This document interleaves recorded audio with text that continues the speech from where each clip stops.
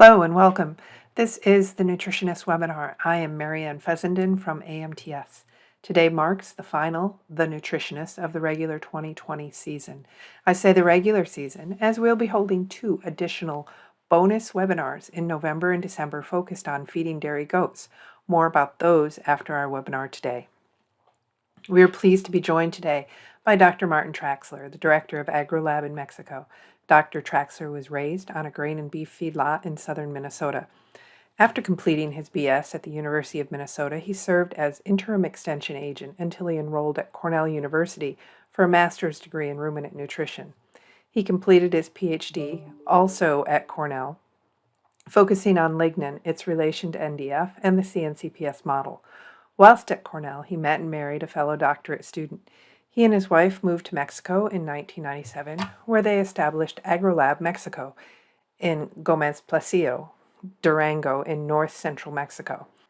In 2018, he and 4 colleagues formed Consultoria SDS LaTeX to provide advisory services in various aspects of dairy enterprise, covering the country of Mexico and portions of Central America.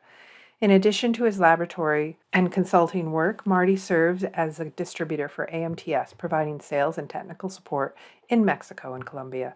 Today, the focus of his talk will be on heat stress in his area of Mexico.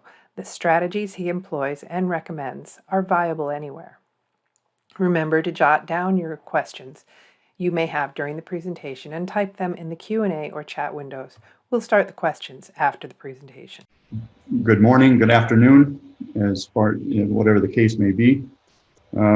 Today, we're going to be discussing managing heat stress of dairy cattle in the Laguna region of Mexico, which is located in the north central part of the country. As food producers, we face some great challenges in the coming years.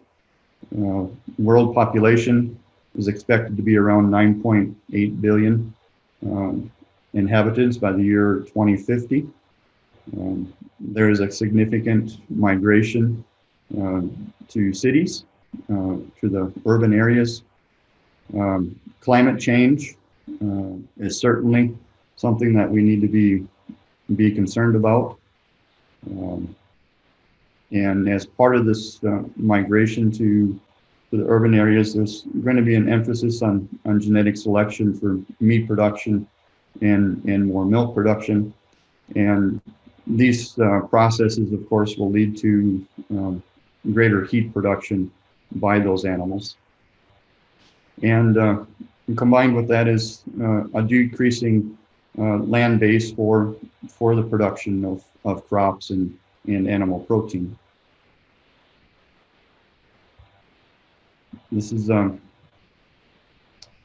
video showing how the temperature of the Earth surface has changed over the, I think there's almost 200 years included here. The baseline, I believe, was 1950 to 1980.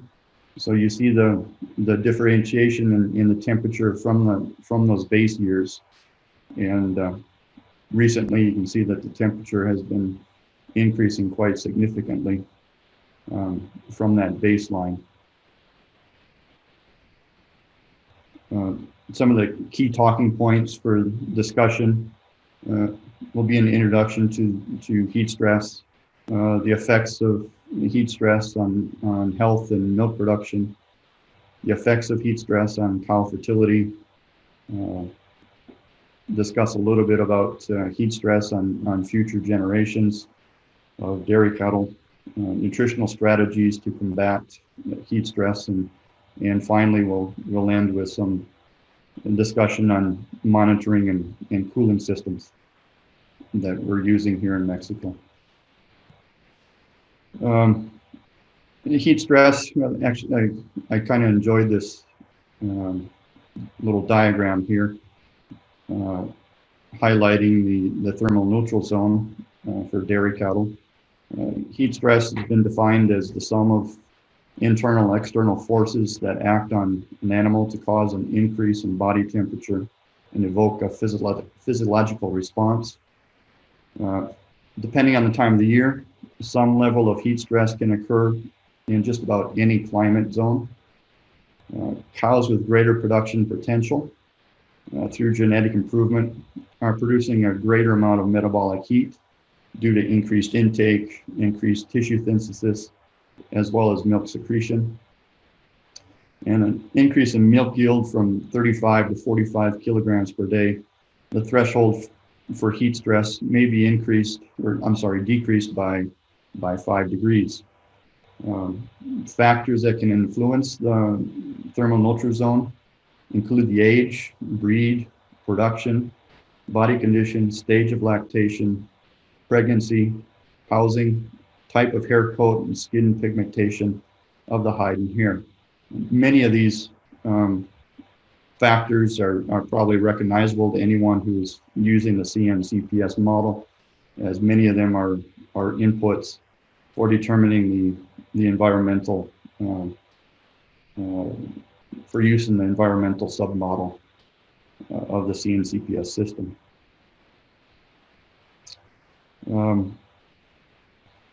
A review by Becker and colleagues that recently was published by the Journal of Dairy Science listed a number of behavioral changes to heat stress. They include in thermal neutral conditions, a typical cow spends between 11 and 14 hours per day lying down.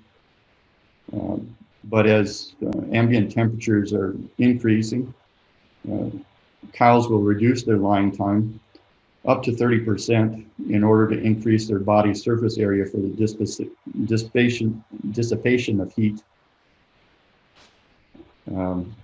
Consequently, energy expenditure is increased, increased maintenance costs because the animal is standing rather than lying down, as well as her nutrient use might be altered.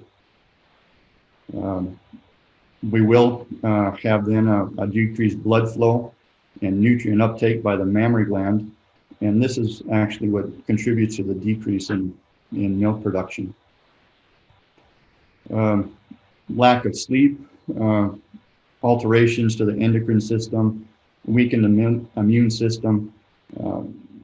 I don't think that this aspect of increased standing has actually been investigated all that much, and certainly would be something to look into further with the lack of sleep that the bovine animal will lack as she goes through more standing.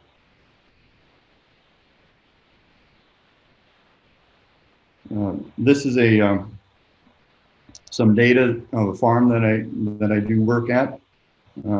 Lying time by the thermal temperature humidity index. It's around a 2,500 cow farm. They have these pedometers that can measure the orientation of the pedometer on 1,100 cows. And this is about an accumulation of monthly data over the last 3 years or so.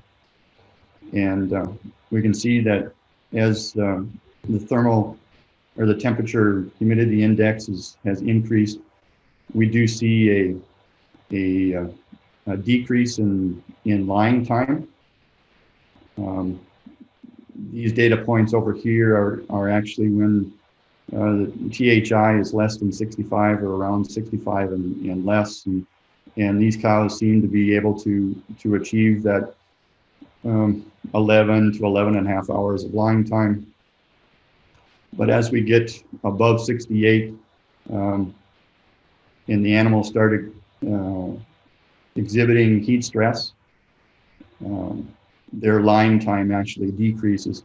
Now, some of this decrease in the lying time will actually be because of the time that they're actually being physically cooled. So they will leave their pen prior to milking so that they get a cooling session before they enter the parlor. They'll have a small cooling session afterwards, And then in between milkings, particularly when the THI gets above 72, then they'll have a cooling session between milkings.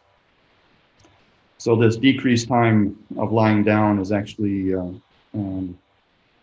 part of the reason that we see that decline is because the animals are being physically cooled and they're spending less time within their pen.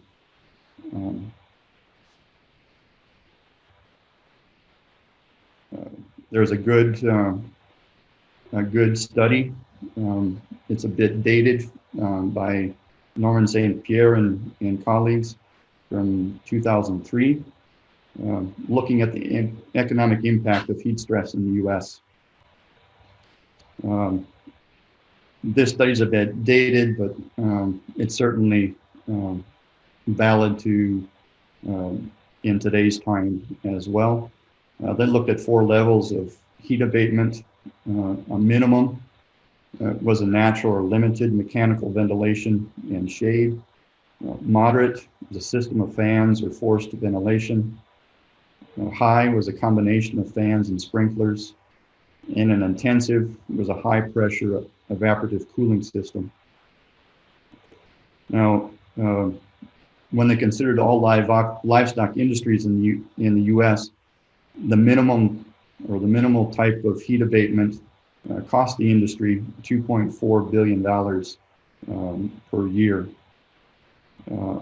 Again, with all livestock industries, when they were able to identify the optimal heat abatement system, that was reduced to $1.7 billion. And I will mention that the cost of the heat abatement system is included in this analysis, as well as the yearly operating costs. When we just look at dairy cows, the minimum heat abatement system resulted in a $1.4 billion loss to the industry. And with the optimum heat abatement system, that was reduced nearly in half to about $850 million of economic loss. So this certainly represents, heat stress represents a huge economic component to the animal industry in the U.S. And that would apply to other countries as well. And I have a map here of Mexico with some of the principal dairy regions identified within Mexico. This is provided by a friend of mine. And these are the number of days in which some sort of heat stress has occurred. It could be moderate heat stress or even up to severe. But you can see that the region where I am located, there are 272 days on average between the years of 2014 and 2016 where we have experienced some sort of heat stress in our cattle. And that's this region here. The Delicias and Jimenez is located in the state of Chihuahua. And that's up here. So these areas are more of a desert type area, similar to what you'd find in New Mexico or Arizona. And in the central part of the country, it's more of a temperate, I guess I would call it more of a temperate climate. And you can see that the number of days that they experience heat stress is significantly lower than what we do in the northern part of the country.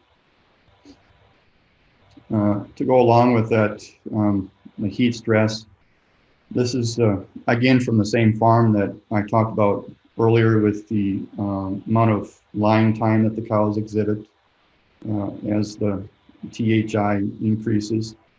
This is their monthly milk yield for the last 10 or 11 years. I see that the legend for 2020 isn't here. That's this orange bar here. This is the average milk production per cow. This should be in liters. And you can see that there is a significant drop in milk production between the months of March, April, where the highest milk production is achieved, and the lowest point usually occurs in August and September. So there are some cases where the average on this farm drops about 5-6 liters per cow during that time period. And some of that is because of difficulty with reproduction during these summer months with high temperatures, high humidities. So we just don't have the calvings occurring in these months here in May and June. So the days in milk is increasing on these farms, and of course that's going to lead to a little bit lower milk production. And we can discuss a little bit about some of that later on in the discussion. This is I'm sure you're all familiar with the temperature humidity index graphs. There are several available. This happens to be published by the University of Minnesota Dairy Extension about 4 years ago. And here we have the index for dairy cattle, and for comparison, we have the index for humans over on the right-hand side. The heat stress index for humans occurs between 78 and 80, and recently for dairy cattle it was reduced from, I believe it was 72 previously, and now they've dropped it down to 68, is where we assume that dairy cattle start to experience some sort of heat stress. I'm sure many of you have seen this type of behavior. Cows will slap at the water trough to cool themselves off. You will find that as well as congregating around the waterers. This is another common occurrence that we found down here in Mexico with cows that are salivating, have an open mouth.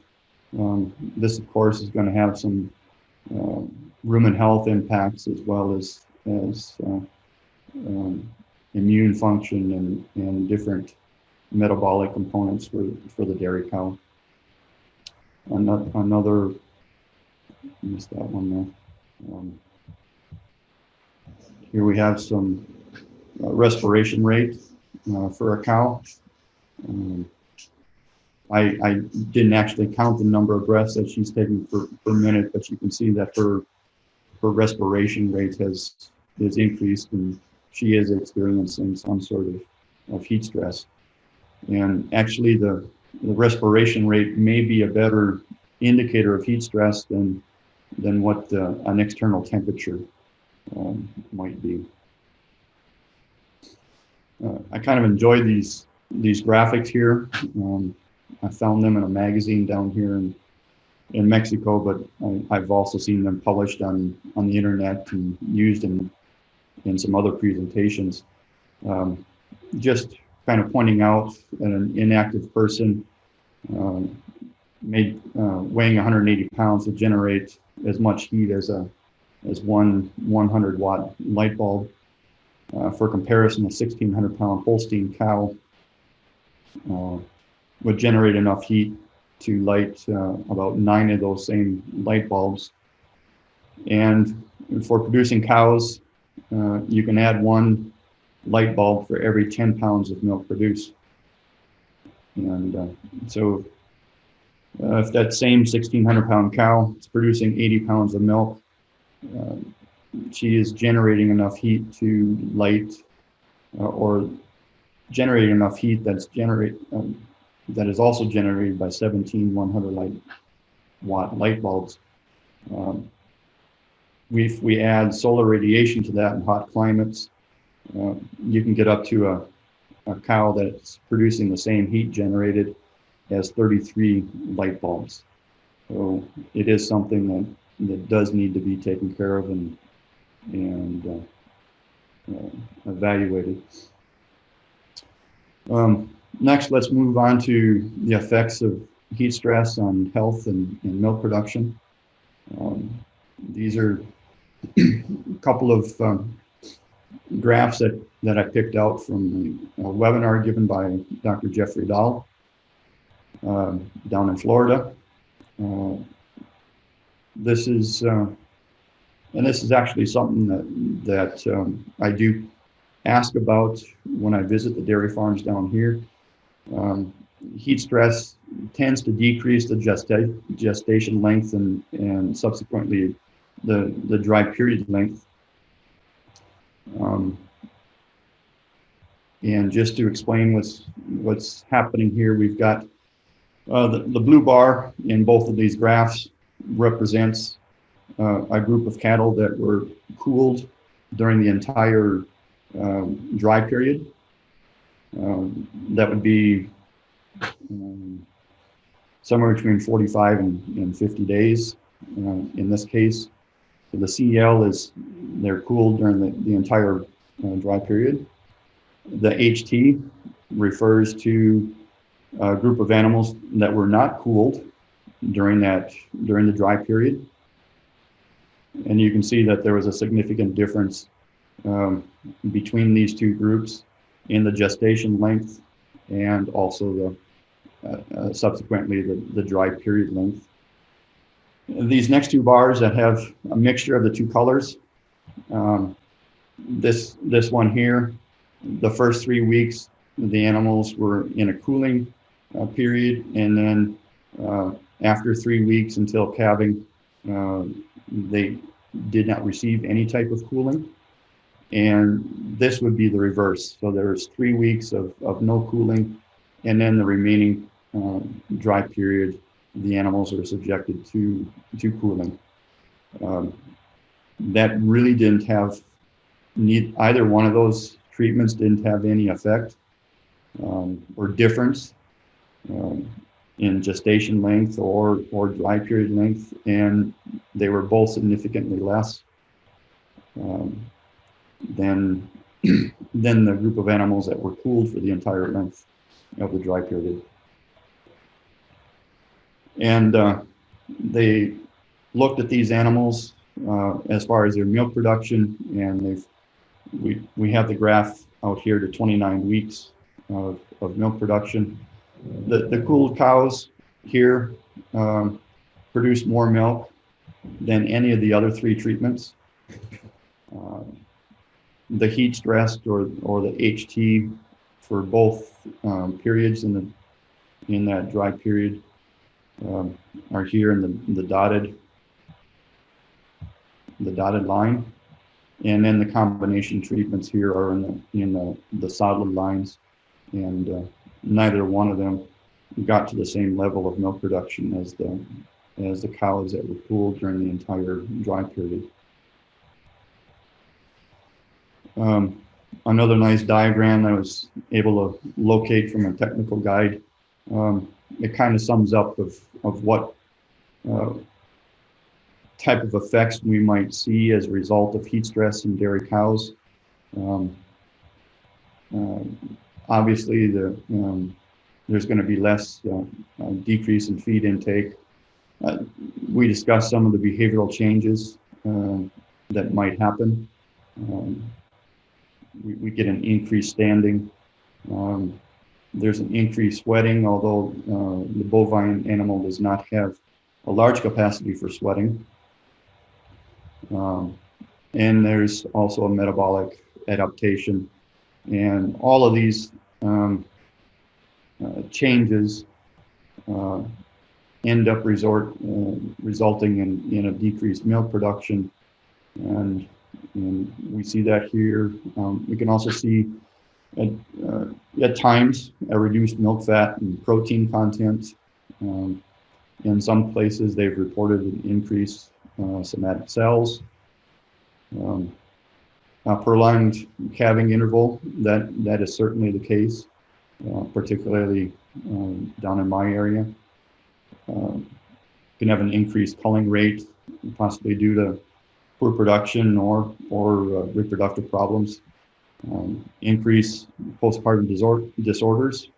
That can be a direct result of a decreased feed intake, as well as some of these metabolic adaptations that are taking place. And in some cases, we may have an increased calf mortality. Just a quick comment on the effects of heat stress on rumen pH. In this case, 2 different diets, and a high forage diet or a high concentrate diet, and in a cool period or in a heat stress or a hot period, we see the same result in irrespective of the diet that was fed. Rumen pH decreases during hot weather, whether you're on a high forage diet or a high concentrate diet, when compared to a cool period. Again, from Dr. Dahl's lab, when we get to 68 THI, we begin seeing cows producing less milk. These are in liters per day. And the new THI for cows milking greater than 35 kilograms per day has been defined as 68. He has a good point here. We want to start cooling cows before the production losses occur. So we'll get into that a little bit further on in the discussion of how we might be able to do that.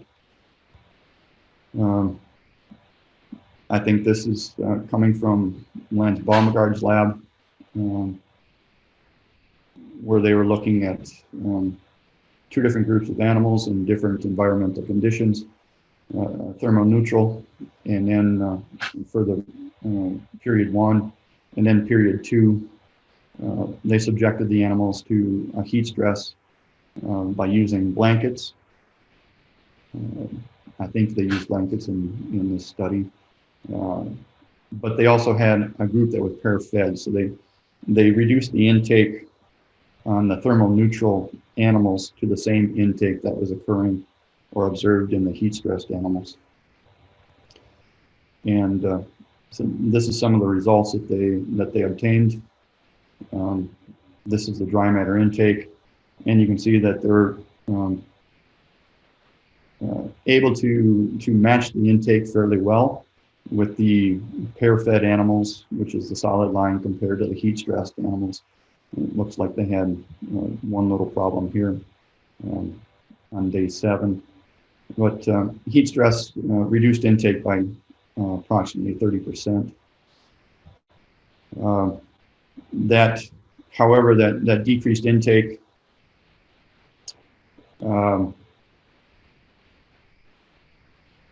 did not explain all of the loss in milk production. And so the heat stress explained about 45% of the loss in the milk yield, or there's a 45% reduction in milk yield by the heat stress cows, but the decrease in the intake only explained about half of that. Those animals exhibited only a 19% decrease. There was some fat mobilization occurred more readily in the animals that were in the thermoneutral conditions but had their intake mechanically reduced. And the heat-stressed animals basically had no change in the NEFA concentration. I'm not going to go through and explain exactly what's happening in these beautiful diagrams that the Baumgart group has. You can certainly, he'd do a much better job than I, and I believe you can find a couple of his presentations on the website or on different websites. it's a pretty interesting explanation, and if you're interested, I would suggest looking for that presentation. Moving on to effects of heat stress on cow fertility. This was something that I obtained from Fer Cardoso. Early embryonic loss. Different 8 different studies here, and we see the number of cows. One fairly large study here. This was the day of first pregnancy check. So it varied from day 27 to day 31. And then the next column here is the last pregnancy check in this study. And it varied from day 39 to day 45. And these are the days in between, number of days in between, from 11 to 18 days in between those pregnancy checks. And this is the pregnancy loss that was observed. So we've got 9.7 up to almost 21% pregnancy loss. And we see that the percent loss per day was actually fairly uniform in all of these studies. Around probably, you can use a 0.9 as an average. There's a range of 0.7 to 128, but we can see that there is a fairly significant pregnancy loss or embryo loss in these 8 different studies, and that's probably what we would see out in the field as well. Fertilization rate in lactating dairy cows that were exposed or not exposed to heat stress. The heat stressed animals had a fertilization rate of 55%, while those animals in a non-heat stress environment had a 88% fertilization rate. And I think this might explain a little bit about why that might happen. We have different photos of embryonic development from day 1 out to day 9. And the first couple of days, while the embryo is still in the oviduct, before it is able to implant in the uterus, that's when it's most susceptible to heat stress. And if the internal temperature of the cow should get above 39.5 or 40 degrees, there's probably a greater chance that embryo will not survive implantation in the uterus. And I can assure you that cows in heat stress have an internal temperature that is much greater than 40 degrees Celsius. Some data here regarding the fertility and pregnancy rates of multiparous cows of high production herds in La Laguna region of Mexico. This is for the year 2019, and we have the month here. 3 different groups of farms. We've got farms that are using physical cooling or evaporative cooling, and the system is well designed, and it's utilized favorably, or it's well utilized, and they have good heat detection. We can see their fertility rates and pregnancy rates are fairly constant throughout the year, with an average of 22.3% here for a pregnancy rate. Those farms that don't have cooling or have cooling only in the holding area and have good heat detection, you can see how their heat detection is comparable to this other farm over here, or these other groups of farms. In the summer months, it certainly does take a hit, and the fertility rate goes down. And they're able to maintain their pregnancy rate during those summer months, but it's a bit less than this other group of cows over here. And there are some farms that are using evaporative cooling, but they have either a bad design or they are not utilizing that system correctly. And when you combine that with poor heat detection in the summer months, you can actually end up worse than a farm that does not have any additional cooling other than the holding area. This point in particular, 16.7, is less than this number here of 20.5. So their average for the year in 2019 was 19.5. When you compare that to 22.3 or 20 in this middle group. Some pretty interesting data that was put together by Salvador Rivas. Next point, the effects of heat stress on future generations, and this is going to be fairly quick.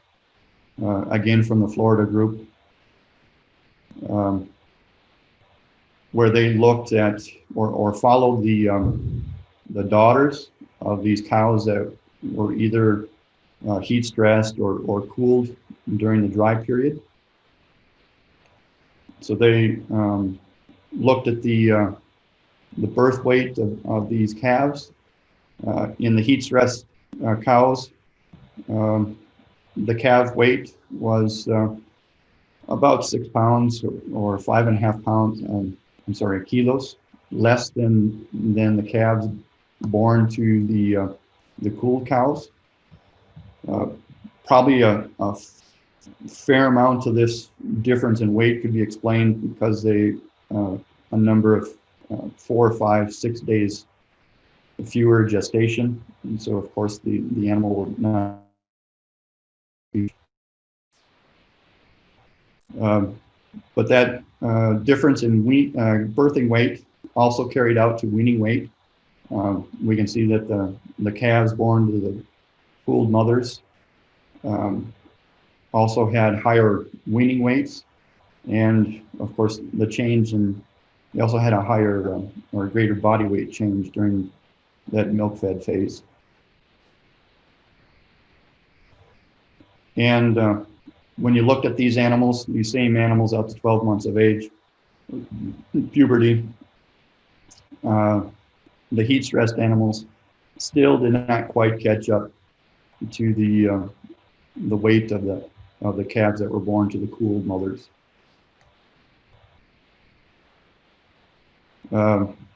They then followed those animals through their first lactation. So, and actually, I think this might even be out to further lactation. So this would be, I believe, the first lactation here of the daughters of those heat stressed or cooled mothers. So this would be their milk yield during their first lactation. This would be the second lactation of those daughters, and then this is the third lactation of those daughters, and you see an increase in the variability here, and that's most likely due to a fewer number of animals, as some of these animals were being culled before they got to their third lactation. But you can see that there's a fairly significant, particularly here in this third lactation, a significant difference in the production of milk from the daughters of those cows that were cooled during the dry period. And actually, they looked at some of the granddaughters of those cows, and in their first lactation, we can see that there ended up being a fairly significant difference in milk production, particularly in the mid to late lactation.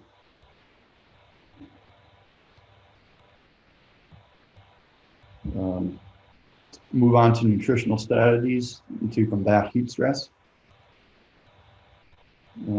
Some of the things that we'll see as a consequence of heat stress is dry matter consumption will drop almost immediately after a caloric or a heat stress event.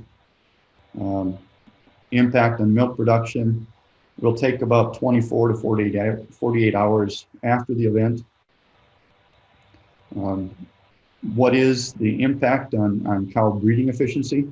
And we've kind of looked at that already, and there should be something coming up. And what can we do to minimize the impact? And that will be the latter part of the discussion this morning or this afternoon. Some of the nutritional strategies that we can do to help fertility during heat stress.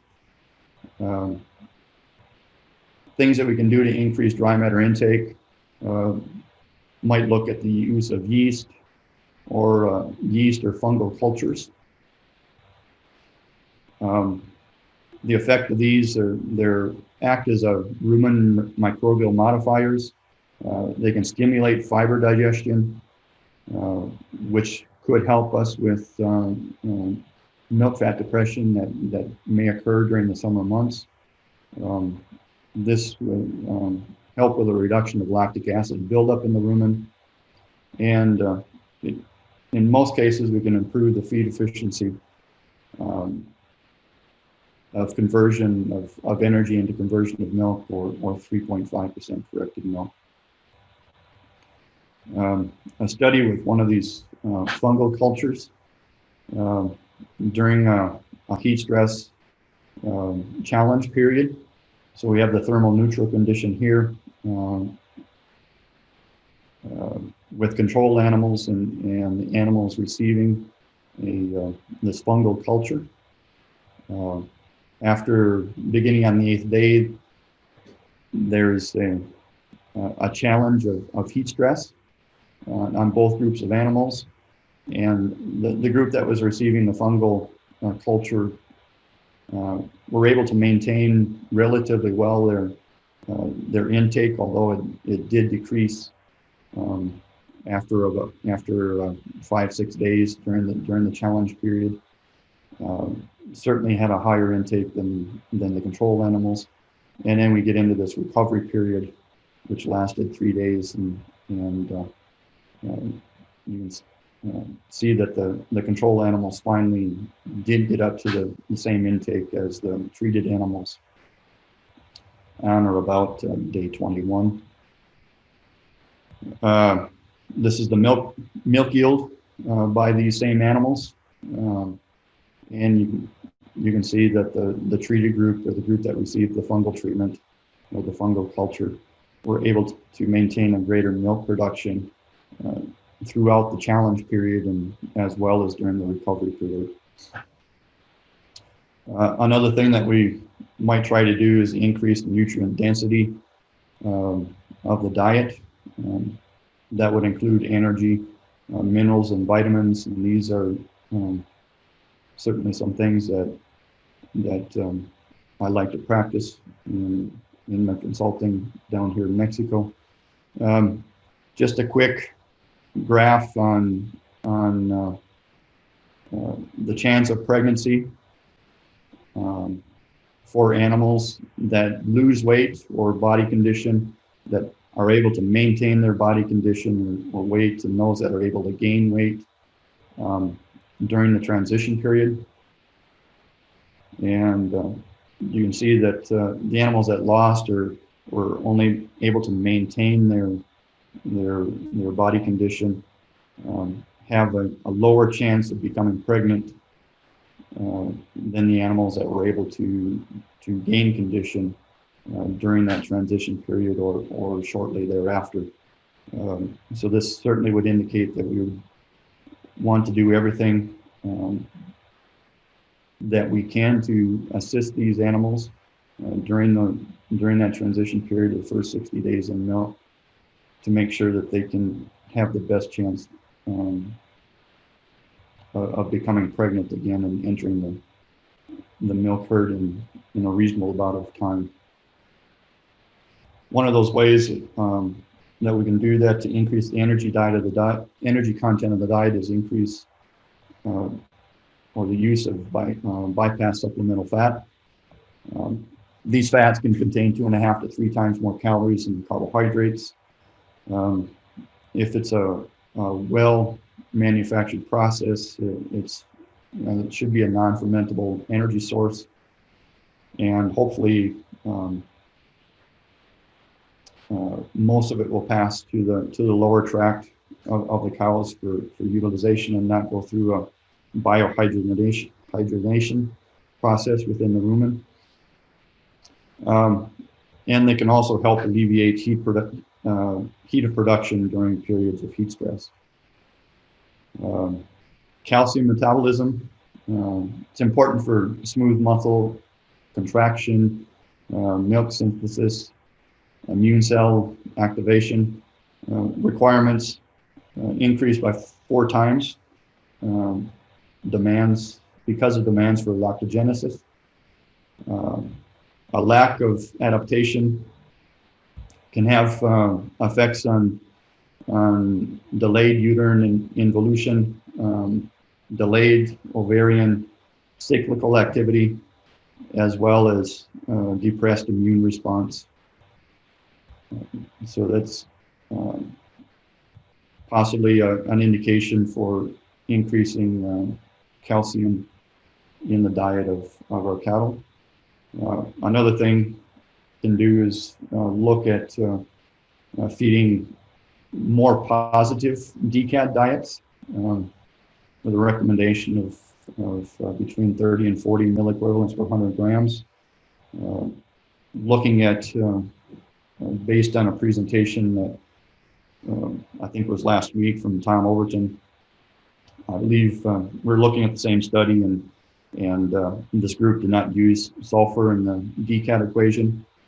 So we might, these numbers would actually be a little bit lower when you add sulfur back in. And I think Tom was looking at maybe a 5-point decrease in those numbers. Some goals to shoot for would be to have a sodium concentration of 0.4 to 0.5%. Potassium, jumping that up to 1.6 or 1.8% of the diet with the use of potassium carbonate or potassium bicarbonate. And then also looking at increasing the magnesium concentration to 0.35, 0.4% of the diet, especially those diets that are high in potassium. This is the group that did not include sulfur in their equation, and this is how they came up with the 30 to 40 milliequivalents per 100 grams of dry matters. That seems to be where the milk production or the intake of these animals is peaking or is reaching its plateau with the DCAD down here on the x-axis. Again, if I remember Tom's presentation correctly, I think this was decreased by 5 points. Another study basically saw the same type of thing with the use of DCAD plus after following the addition of DCAD plus to the diet and getting the DCAD up to 42. 4 weeks after the initiation, we saw an increase in intake as compared to the control diet that had a DCAD of 25.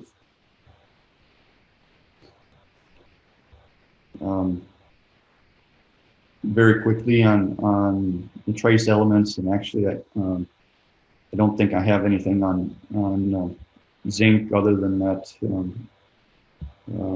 there is information available out there, and I will increase zinc in the diets of the herds down here to help with particularly when they start cooling the cows, and that hoof is going to be humid for a greater portion of the day, and I do think that the zinc adds to the reduces hoof problems during the summertime. A little bit real quickly on an Iranian chromium study that happened during a period of heat stress. It lasted 9 weeks. There was a 2-week adaptation period, followed by a 7-week sample and data collection. They measured average temperature, average maximum temperature, minimum relative humidity, and the maximum THI during the study was 35.3 degrees Celsius. Was the maximum temperature. 14.8% was the minimum relative humidity, and just under 78 was the THI during the period of the study. And here we find 4% corrected milk with chromium added at 0.05 milligrams per kilogram of metabolic body weight, and obtained the greatest amount of 4% fat corrected milk. Was significantly different than the control group, and was also different from the group that received 0.01 milligrams of chromium, which was not different from the control group.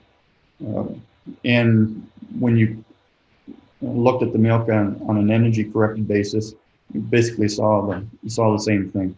The most optimal concentration is 0.05 milligrams per kilogram of metabolic body weight. And those results carried on into component yields.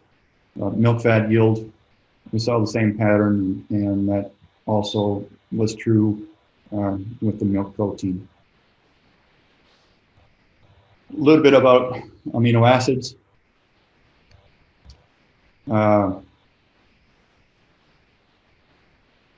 importance of amino acids occur about 5 days after fertilization, with the embryo arriving to the uterine horn. It appears that embryos from cows that received methionine during the dry period had a greater lipid accumulation, and this additional lipid could serve as an important source of energy for early embryo development. And it may also provide a stronger signaling mechanism to the cow, so that she may recognize the pregnancy. This is a study of rat embryos grown on cow serum cultures. 5, 6 different treatments. There is no type of additive added, and they looked at the content of embryonic protein and the percent of the embryos that were abnormal. So when there was no additives added to the cow medium and the cow serum, 100% of the rat embryos were abnormal. When they added amino acids and vitamins, we saw an increase in embryonic protein, and there were 0% abnormal embryos. They added just amino acids, saw an increase in protein, numerically different from amino acids and vitamins earlier, but not significantly different. 0% abnormal embryos. They looked at just adding vitamins, no additional protein, and again, 100% of the embryos were abnormal. Looked at amino acids without the addition of methionine, no difference in protein content, and 100% of the embryos were abnormal. And then just looking at methionine,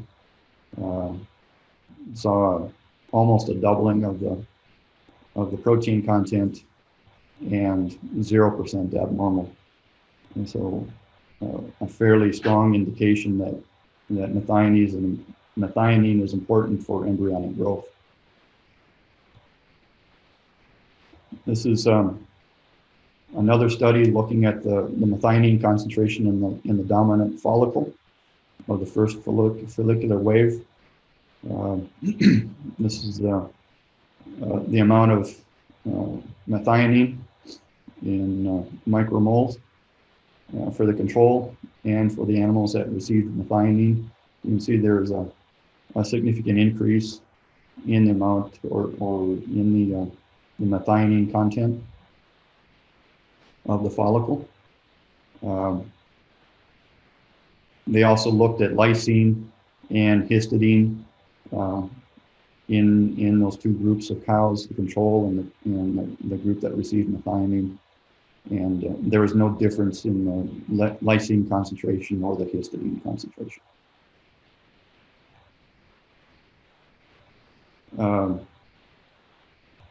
Omega fatty acids. This is a study or a report that Joel Pankowski put together a number of years ago. This was actual farm data, and I think this is the graph that comes out of Dairy Comp. This vertical line here is the point at which a supplemental fat that contained omega-3 and omega-6 fatty acids were added to the diet of the cows. And the black horizontal line here was the average of conception on this herd prior to the addition of the omega-3 and omega-6 fatty acids. And there was a fairly an observable amount increase in the conception rate of these cows once this fat source was added to the diet. And that goes along with some of the other research that Church and Dwight has done, as well as Bass with one of their products for looking at the omega acids on fertility. Some nutritional management things that we might look at during periods of heat stress would include changes to dry matter intake, how we might increase that. That can be achieved by feeding frequency. Might want to increase the number of meals that we're giving, or times we drop feed in front of the cows. Fiber level in the diet. Make sure that we're using good quality forages that are highly digestible. Energy sources. Looking at the mix of degradable carbohydrates and possibly even the sources. Protein level of the diet, as well as mineral level manipulation to make sure that the animals are consuming enough minerals and vitamins. Moving into our last point here with monitoring and cooling systems. Some photos from Ingeniero Rivas. These are showing the underside of sheet metal that we use for the sheds or the shading here in this part of Mexico. You can see that the temperature of these sheet metal is around 60 degrees Celsius. That is certainly going to radiate heat down to the bedding pack. And we can see that in this slide here.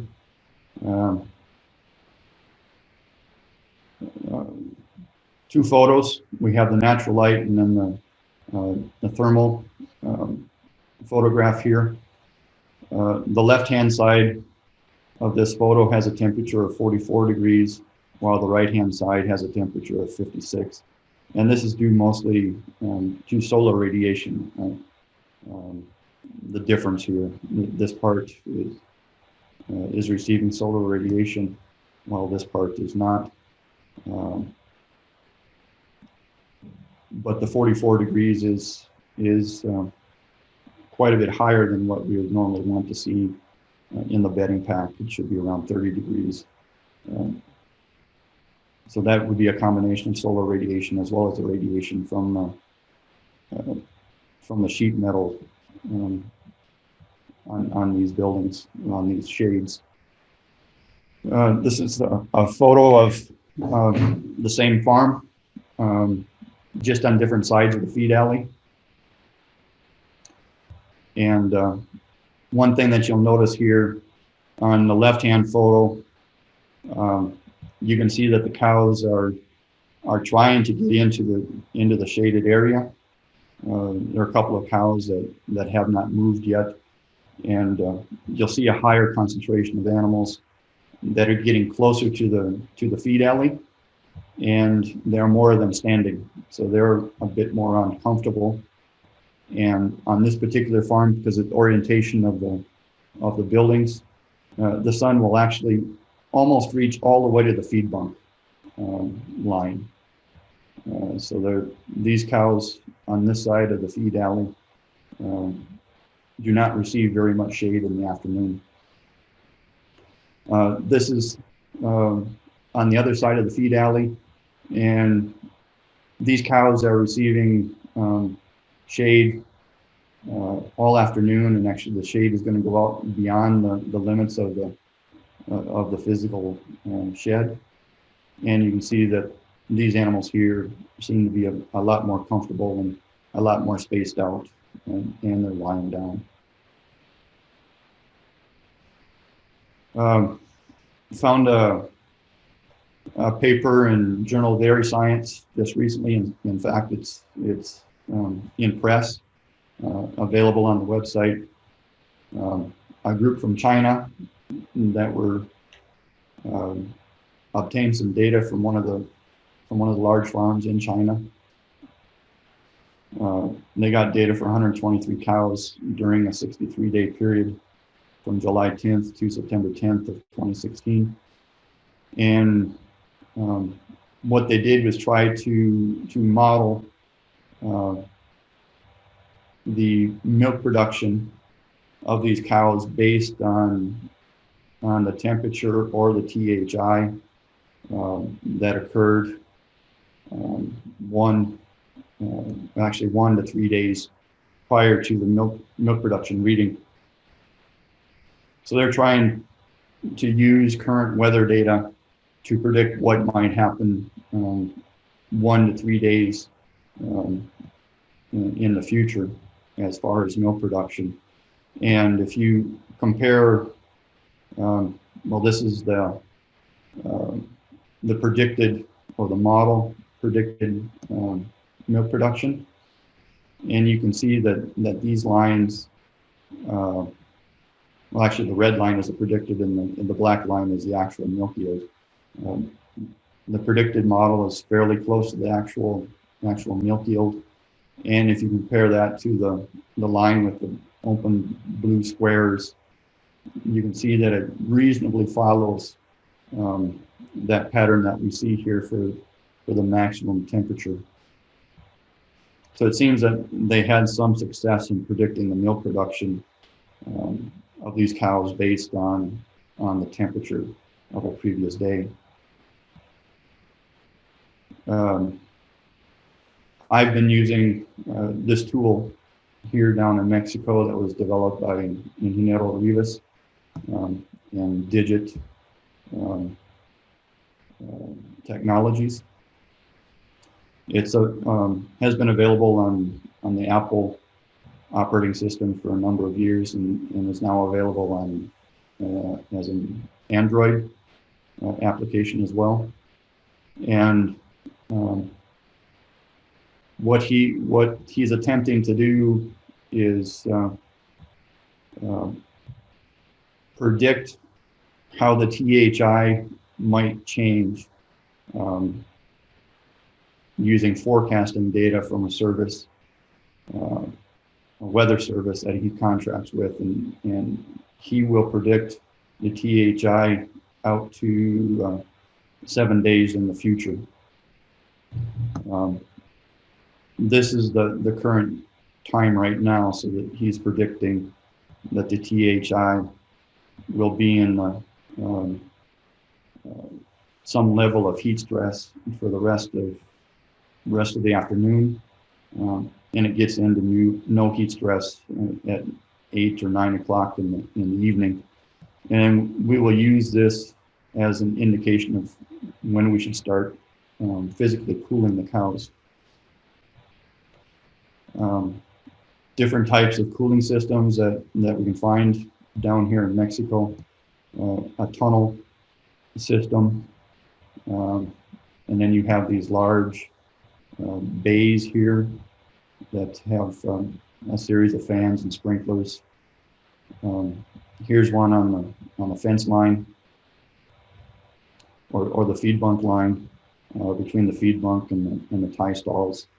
And then there are some systems that are in the dry lots and away from the feed line and in the bedding area. Cooling efficiency, same farm as I showed you earlier with the different sides of the feed alley and the different effects of the shading. This is a thermal photo of these cows over here. They had just gotten back from being bathed or physically cooled with evaporative cooling. And they have some problems with their setup. This cow here got cooled very efficiently. You can see that her exterior temperature is well, definitely less than 30 degrees, and you can find some areas here that are probably around 25 or 26. But this cow here probably didn't get cooled at all. Her exterior temperature is above 40 degrees. Yeah, she's probably above 40 degrees, and this high of 51 is up here underneath the sheet metal. So these type of photos can certainly help us in assessing whether or not our cooling system is efficient or not.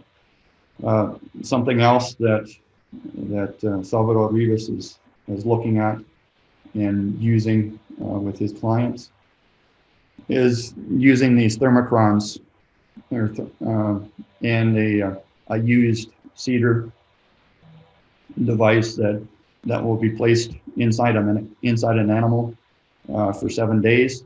He's recording temperature every 5 minutes, and we would suggest avoiding animals that are in heat, just so that we can get a truer reading on the temperature of these animals. Should be looking at different numbers of lactation, different days in milk, hen orientation, and whether or not solar rays will get into the bedding pack. This is a graph that can be generated from that type of information, and it's put along with the data that came from that iOS app, showing the THI, which is these green dots here. You get some humidity information, some UV, and some temperature information. And these bars here are when the animals were cooled. They actually went to the area where physical cooling takes place. And this is the temperature, the average temperature of this animal. using that cedar device with the temperature recording. And this is the range of temperature for that animal during that 1 hour period. So this is a summary of the 7 days. And you can see here that this cow went through various episodes of heat stress. And actually, she probably achieved a temperature of 41 or 42 degrees at different times. And so you'd have to say that the utilization of the cooling on this farm was suboptimal. They did not get the cows cooled as efficiently as they should, and you would expect that fertility in this farm would be depressed during this period of time. A different farm, and again, the same type of data with the cooling periods. And on this farm, they actually did a very efficient job of cooling these cows. 39.5 is where we'd consider would be a point at where the animal is heat stressed, and in no case or no time point during the 7-day period did this cow get above 39.5 degrees. So this is a case where the people were able to utilize the weather data and program their cooling system appropriately to do a very efficient job of cooling their cows. Some other things that might want to be looked at is applying an insulation layer to the top of the sheet metal to help reduce the temperature. Here, this is another photo of the interior part of the sheet metal after this product has been applied. So instead of nearly 50 degrees or 60 degrees that we saw in an earlier photo, we're getting the temperature down to 37 or 40 degrees. A system designed by Salvador Rivas, and this is what he's suggesting, and I think it squares with what have been recommended by other people as well. 1 minute of water followed by 4 minutes of evaporation using fans. Minimum wind velocity should be 3 meters per second.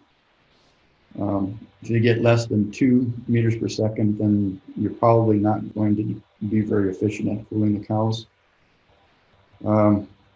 The space within the area where they're being cooled should be about 2.25 meters square meters per animal. And these are pre-milking, bathing or cooling 4 cycles of, this is 5 minutes, so it'll be 4 cycles of 5 minutes. Following milking, 9 cycles of 5 minutes, and in between milkings, 5 cycles of 5 minutes. So essentially, the animal's being cooled for 90 minutes. That'd be 3 times a day, every 8 hours. So 4.5 hours per day is what the animal would be cooled. This is a calendar or a time clock that was developed for one of the farms for the milkings in between milkings, or the cooling in between milkings. So this is something that they develop and then provide the producer. Have a video here of a system that's in use by one of my clients. It's a fairly long video, but I'm not going to play the whole thing, and just describe a little bit of what we have here. The parlor carousel is in the back there, and it is essentially 4 bays here, and these would be the exit bays, and this one over here is the entry bay into the parlor. So this is where the cows would enter. They go into the holding area. They would have some milking there. This is one of the bays. They have two, one on each side, that they will use for the in-between milking cooling period for the cows. So then, as I said, this is cows enter the milking parlor, and on their exit, they'll go into one of these 3 bays here for a 45-minute cycle of cooling, and then they will return to their pen. So that's why we have the 3 exit bays here. A pen of cows lasts about 20 minutes in the milking center. So the best design was to have 3 cooling bays here to facilitate the movement of cows and getting them properly cooled. And actually, one of the graphs that I showed you earlier, where they did a very good job of cooling the cow, actually came from this farm. Other examples, this would be on the feed line. Some are used down here, but not very much. And in this case, you want to spray towards the back of the animal so that you don't get the feed wet. So this between the yellow lines is where you would ideally have most of the water being applied. This is a cooling system in a holding area, and they have, I believe they have misters here on the end of the fans. This is a photo that I got from it's Jeff Kernan. I think he's in California. Sorry, the comment down here is that it's a bad design because you've got these fans pointing in the opposite directions. So these cows here in the middle are not getting any type of air movement at all. You would certainly want the fans to be facing in the same direction. To summarize, heat stress will affect almost all cows that are producing 35 liters of milk or more. It will affect their health, production, volume of milk, as well as, in some cases, milk fat. Fertility is certainly affected by bouts of heat stress. Cows in the last week of gestation and their young are also affected by heat stress. Lower production by cows, some data suggests up to 4 kilos per day. Calves will be born at a lower birth weight and will be slower growing, at least up to puberty, and resulting in less milk production during their lifetime. Nutritional strategies to alleviate some of the effects of heat stress would be to attempt to increase intake, increase the nutrient density of the cow diets, increase the energy, increase the vitamins and minerals, possibly increase the protein, adjust the mineral balances, particularly DCAD and calcium, magnesium.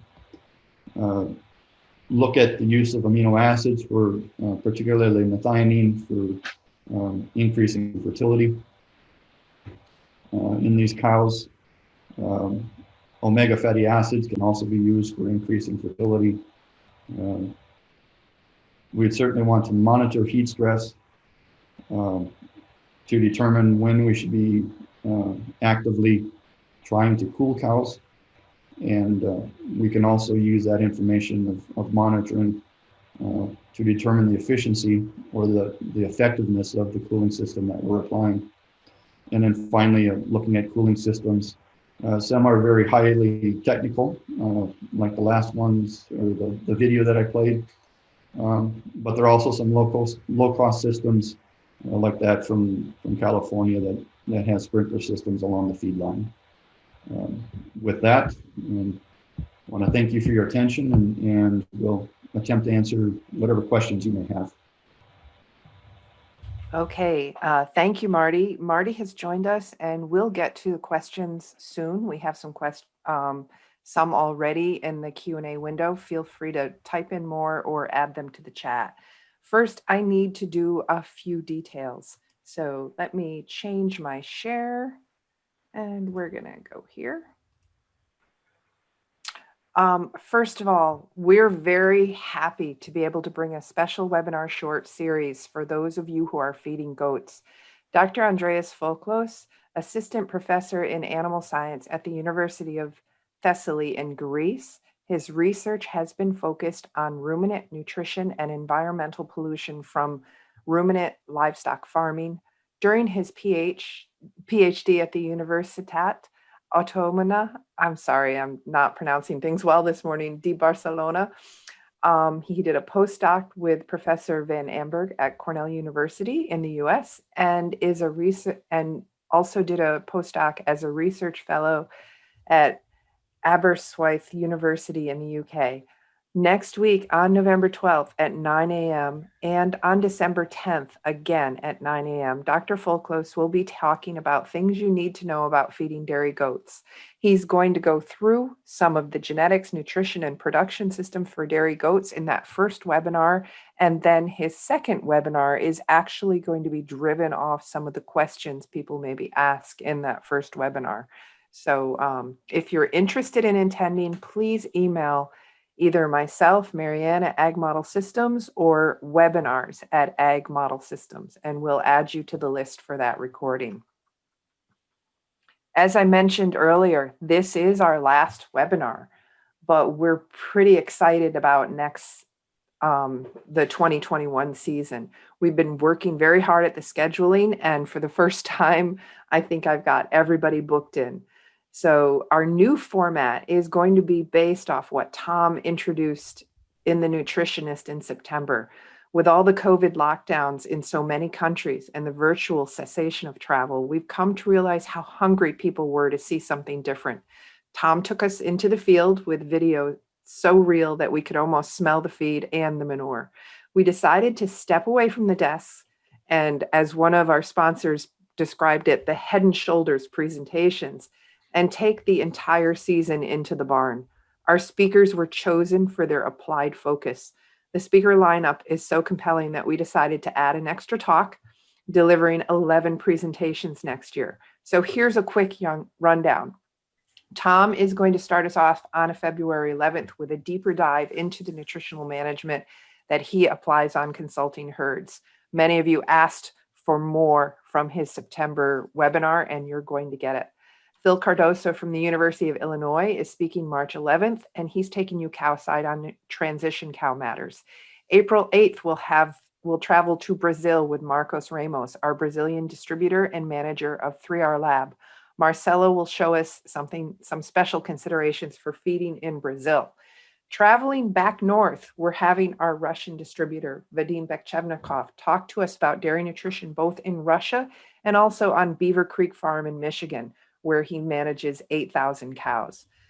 On June 10th, we're going to feature Rick Grant, a perennial favorite, and he's going to walk us through some cow comfort and cow behavior examples, and I get to go visit him with all the recording equipment.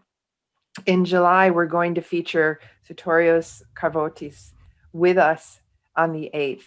As the director of Mendip Veterinary Services in Wellington in the UK, Sartorius is noted for his mentoring posts on LinkedIn. He will share nutritional strategies for avoiding health-related issues.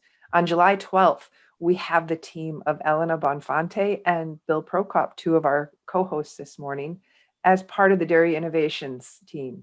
Together, they will talk about nutritional strategies from a global perspective and within production restrictions.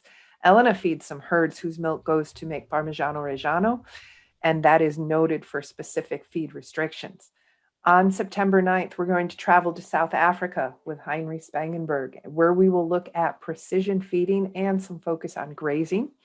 In October, we're going to enjoy LinkedIn star and nutritionist extraordinaire Daniel Scawthorne. If you did not see the Canola Council special webinar with Daniel in March, look to our archives. Daniel will take us into the barn and share his secrets with us on the 14th. Tom comes back on the 11th, and it's going to be Tom almost bookending our tours with more digging into his thoughts on nutrition. Normally, this would end our year, but on December 9th, our own Sam Fessenden will give a tour and insight on a green robot farm startup, the glories and the travails. Given that the average temperature in Minnesota on December 9th is -7 Celsius or 19 degrees Fahrenheit, he can talk to us about the challenges of cold weather. We're excited and we really expect a terrific season. Finally, sorry this is taking so long, y'all. As you know, these webinars take a lot of work and cooperation. The webinars are organized and produced by AMTS, USA, and Global. Our longtime collaborator is Paula Torillo of Afina, who hosts the series as El Webinar del Nutritionista. She receives support from Guillermo Lerman, Tecnal, Rock River Lab in Argentina, Biotour, and Conicar.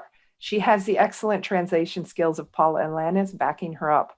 Paula will join us in the afternoon. We also thank our AMTS distributor and stalwart co-host, Elena Bonfante of Dairy Innovations Italia, who joined us this month with her partner, Bill Prokop, in the morning session. From China, we have Sean Lee of Ansci Tech. From Brazil, Marcelo Hens Ramos, director of 3R Lab. And in Russia, Vadim Bekchevnikov of Nova Lab. We're also joined quite often by Marcos Neves Pierre of Universidade Federal de Lavras in Brazil in the afternoon session. Marcos makes a point of sending thoughtful questions in the months he's unable to join. We finally want to thank our generous sponsors this year that make it possible for us to get great speakers and manage the program. Our gold sponsors, Arm & Hammer Animal Health, makers of cattle feed ingredients that optimize dairy cow health, and the Canola Council of Canada. Learn more about feeding canola at canolamazing.com. Our silver sponsors are Ajinomoto Heartland, superior nutrition through amino acids, makers of AgiPro L, Dairyland Laboratories, and Virtus, makers of Strata with EPA, DHA, omega-3s, and Prequel with omega-6s. Our bronze sponsors are Dairy One Forage Laboratory, Amino Max, Adiseo, Purdue Agribusiness, PMI, and Soychlor. Each of these companies support education and research worldwide. We hope that you consider them in your formulation decisions. Phew, now we're going to finally get to the questions. I'm going to ask my co-hosts, Bill, Marty, and Elena, who most of you are unmuted, to say hello. And as always, I will let Bill or Elena lead off with some questions or comments, and then we'll get to some of our questions in the question windows. Hi, everybody. Hi. Hi, Marianne. Good morning. And Marty, if you want me to go to a specific slide, just tell me. I'm going to now go to the editing view or whatever you would call this so that you can easily tell me where to navigate to. Okay. All right. Elena, Bill, do you have some questions from your neck of the woods? Or El, do you want to go first? Okay, yes, but Bill, you're pretty muted. If you can get closer to the mic when you do talk. Is this any better? Much better. Yeah. Okay. Thank you. Okay, I'll go first. Thank you. Yes. Thank you for the great presentation, first of all. The heat stress issue is something we face very much in Italy, but most of all in Pianura Padana, in the north of Italy. And so it will be good to have, some more details about how to face these for us next year, of course. So I was looking on a nutritional point of view. So in your opinion, considering the forage, something that is a constraint, so we cannot change, which will be the three, must do that you will consider implement in the diet during the summer or the hot season? Okay. Hello, Elena. Hi. Good question. In my opinion, we should be feeding the best quality forages that we can during during the summer months or during the heat stress periods. A part of that, that's not always easy to do, particularly in the area where I'm working. Our forages generally tend to be poorer quality with low NDF digestibilities, and our diets tend to be have a fair amount of concentrate, above 50 to 55% concentrate.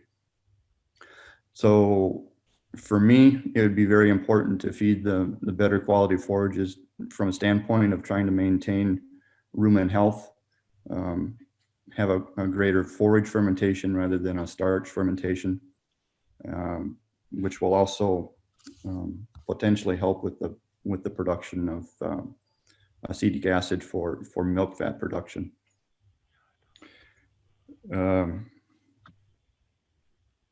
And on a supplement point of view, which would be, something that you could add in order to maybe increase the energy density, or yes, fat, you said, Sure. but there is something else that it's important for you, during in order to implement the diet. Sure. Anything that we can do to increase the energy density of the diet is certainly advisable. One of the things that can be done would be the addition of bypass fats. Perhaps I can tackle one of the questions that was in there concerning glycerol. I do not have any experience with glycerol, but I suspect that could also be a successful method for increasing the energy density of the diet. You won't have the type of heat of production or heat of fermentation type thing going on when feeding these type of products, whether it be a bypass fat or glycerol.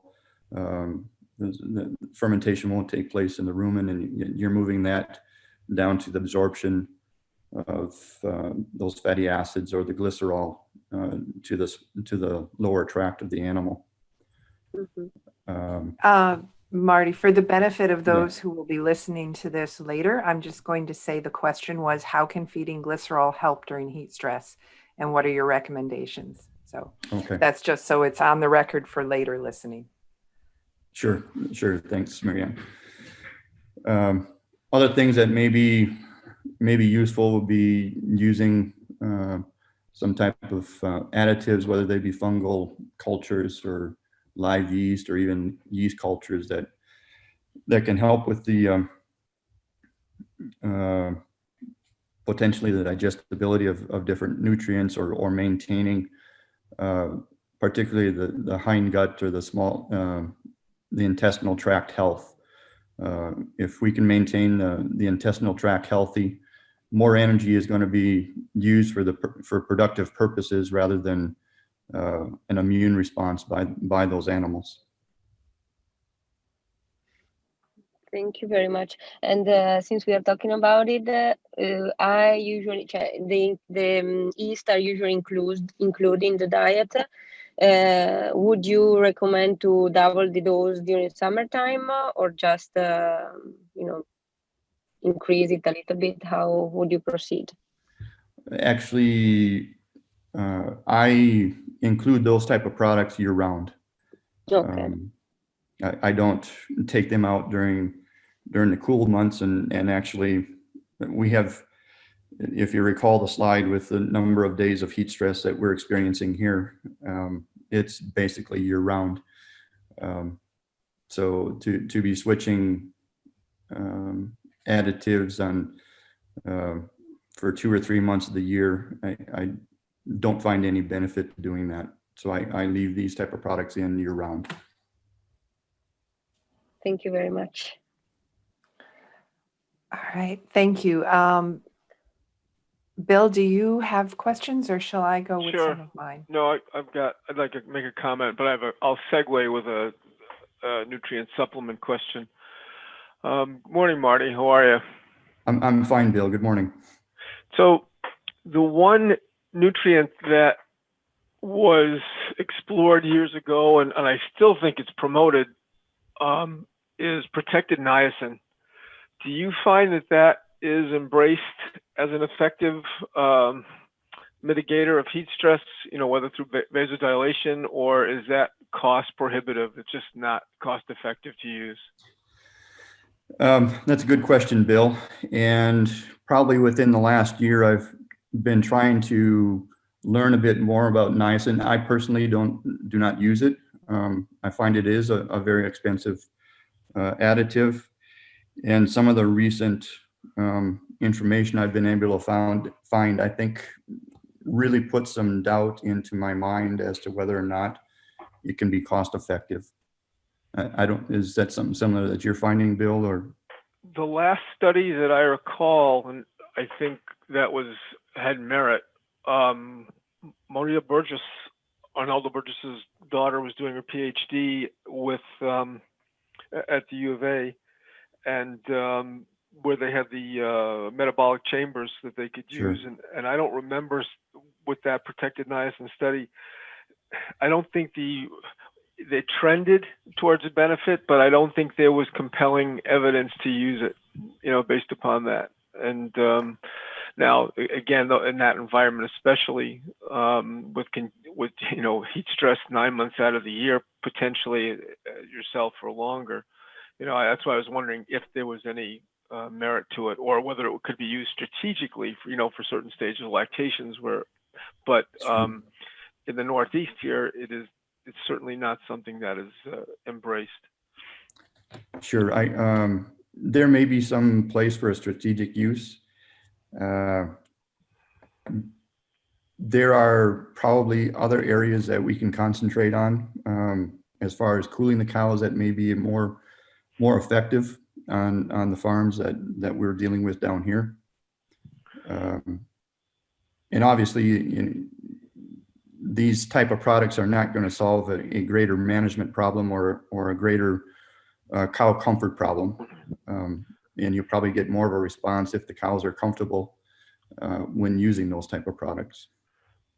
Yeah, and that was my comment to that point. I just wanted to emphasize that you made the point, but from a systems approach to cow cooling, I think too often people get hung up on the macro environment instead of really focusing on the microclimate of the cow, which is obviously that's what's the most critical for results.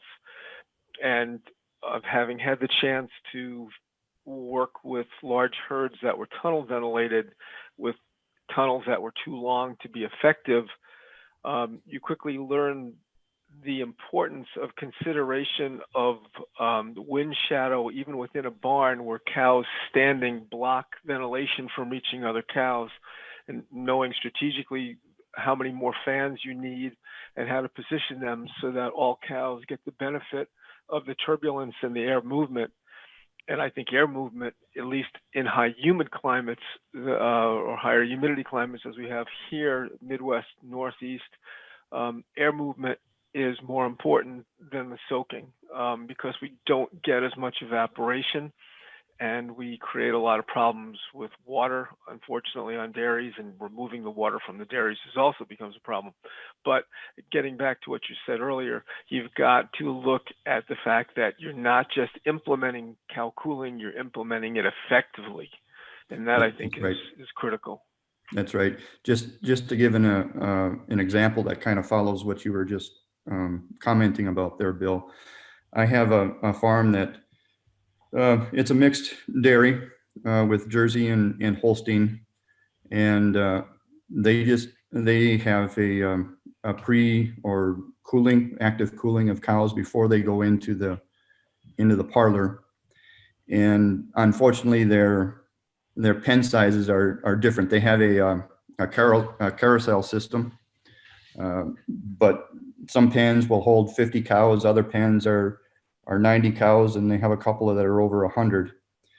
And unfortunately, one of their highest producing pens have about 100, well over 100, 110, 120 animals, and they follow directly behind a pen that has 50 animals. in it. So that pen of the highest producing cattle or the highest producing cows have a very short period of time which they're actually getting cooled, because that 50 pen goes through the parlor very quickly. Sure. So instead of these animals getting a 20 or 30 minute active cooling period, they're down to about 10 minutes or 12 minutes.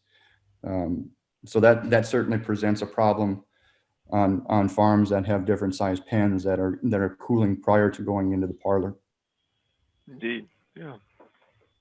Thank you. All right. Thank you, Bill, and thank you, Elena, for your questions. Yeah, it's interesting. We tend to sometimes we get in our own little silos and not look at the big picture, and it's not always the nutrition, but the management as well. So first question I have is, and this was, I apologize, I wasn't listening entirely, but do you have experience with using rumen buffers in heat stress? And I don't recall if you covered that, Marty. But the questioner said his reception petered out for a minute. Yeah, I can see the question here. I did talk about it a little bit in terms of potassium, but not really from the standpoint of rumen buffers. They certainly help, although I do believe that if we can have a healthy rumen and provide sufficient effective forage, the cow is going to be producing a whole lot more buffering capacity than what we can supply in the diet. But I will increase the sodium bicarbonate a little bit, and if the producer allows me, I would like to use potassium carbonate to increase the potassium content of the milk. The cow is going to lose potassium through the production of milk, as well as the limited amount of sweat that she can produce. But I'm sure it's the same all over the world. Potassium is a lot more expensive than sodium bicarbonate. So that my wishes aren't always observed on farm, and we have to deal with limitations of what's available for feeding the cows. So mostly it's with addition of sodium bicarbonate. Okay, thank you for tackling that. Next question, and I'm going to combine the two together because they are. Do you feed higher calcium levels during heat stress? And if so, what is your normal calcium level, and how much do you increase? The question being asked because they normally overfeed calcium at 0.65 to 0.7%, and the cows can mobilize from the bone if the requirement increases for a short period of time. Yeah, another good question. Actually, I don't change the calcium levels very much during the year. And I also, most of my diets I'm going to find in that same range of 0.65 to 0.7. Part of that is due to the amount of alfalfa that I'm able to use, although that may change in the coming year. And like I was mentioning before, the length of time that we have the heat stress here, I don't really change a lot of the macro stuff. The one element or the one nutrient that I do change as far as looking at the changes in the mineral premix might be with the higher zinc levels in those minerals, but I don't really make any adjustments for calcium during the year.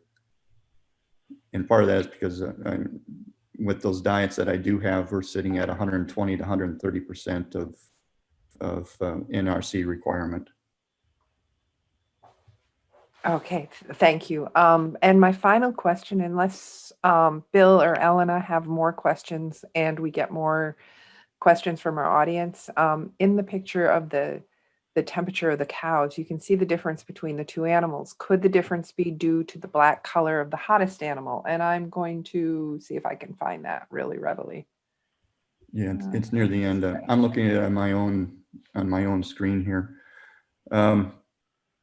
I suppose some of that could be part of the reason, but if you look at that white animal, or the animal that tends to have more white hair, you don't see the huge difference in the temperature between the black areas and the white areas of that animal. Sure, there is a little bit, but nothing like you would see in the difference of the animal that's predominantly black. And knowing what I do about the farm where this photo was taken, I can assure you that there are blind spots where the animals are not getting soaked. So that I have the benefit, of course, of knowing knowing the farm where this photo was taken, so I can say with a fair amount of certainty that yes, that animal on the left, or the black colored animal, did not get cooled during the session of cooling. Okay. Thank you. Bill, Elena, do you have any further questions? Just anecdotal, one of the things about water, obviously, and for cooling, besides evaporation, it conducts heat away, and it has multiple benefits. But when you use water in your part of the world, Marty, coming out of the ground, do you have to pay attention to the temperature of that groundwater, or is it always cool? Is it always going to give a benefit? Case in point, there was one area of California that started cow cooling, and it turned out the water coming out of the ground that they were tapping was like 70 degrees. And so it wasn't really of any tremendous cooling value right away. But I'm just curious. Yeah, I don't have any real good data on that, Bill, but I can say that I have a farm that I work with that probably is experiencing the same type of thing. And actually, it's the farm that I showed with the video that had the very high-tech system for cooling cows, and that graph where the cows did not get above, or that cow did not get above 39.5 degrees temperature. The water that comes out of their ground, or where they get their water, is probably around 70 degrees as well. It's quite warm when it comes out of the ground. And they were able to get, using that water, they're able to get the cows cooled fairly efficiently.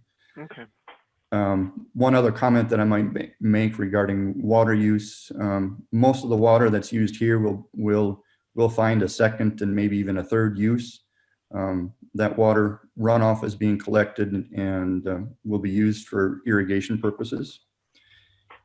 And some of the newer, well, I can think of one farm that just recently installed this year a bathing system or a cooling system. Has it configured such that if the cooling pen is only half capacity, only half the amount of the fans and the watering or the sprinklers will be active at that time. So there are a number of farms that are trying to conserve water as much as they can, because that is a problem here. So they are finding at least a second use for that water after it has been used for cooling the cows. It would seem that technology is going to be necessary everywhere, as it appears that we're in water shortage areas in several of the hotter places. Indeed. So, terrific. I think we're done for this morning. Elena and Bill, thank you so much for joining. Thank you. Thank you. And Marty, thank you so much. I think I saw your wife in as an attendee earlier. She was for a bit, yes. That was nice. And thank you for joining. We will talk to you tonight. Everybody who attended, thank you so much. Do remember to sign up if you're interested in the GOAT webinars. Otherwise, we'll see you next year, and be ready to, figuratively put on your boots to go out on the farms. I'm pretty excited about it. It's going to be great. So everybody, thank you, and see you tonight. Very good. Thanks, everyone. Okay. Bye. Bye-bye. Bye. We will get to our questions now and say hello, Paula. Marty, and Marcelo. If all of you would like to unmute and say hello, and then we'll get right to questions. I'm sure Okay. maybe Paula and Marcelo have some questions. I have about 4 in my chat window. I have a lot. Hi, Dr. Traxler. Nice to meet you. Hello. Okay. And Paula and Marty could go off talking in Spanish. Yes, I know that. It's a pity. All right. Marcelo, would you like to greet us? Marcelo? Hello? All right. Maybe Marcelo is busy with translations and can't talk. Paula, would you like to lead off? Yes. What do you mean, Mari, with bad facilities or bad cooling systems? You showed some results with worst milk yields in a bad system. Those were reproductive parameters that I was showing. But a bad cooling system would be one that is not designed properly. And there was a photo of one near the end of the presentation where fans were facing in the different directions. Another bad design would be where the cattle or where the cows are not getting soaked. And in other words, there are some blind spots where water is not getting the cattle wet. Or there could actually be some blind spots or areas I have another question. Regarding to the study of Jeff Dahl in the dry period, cooling the cows during the dry period. Yes. Oh. What's the question? Sorry.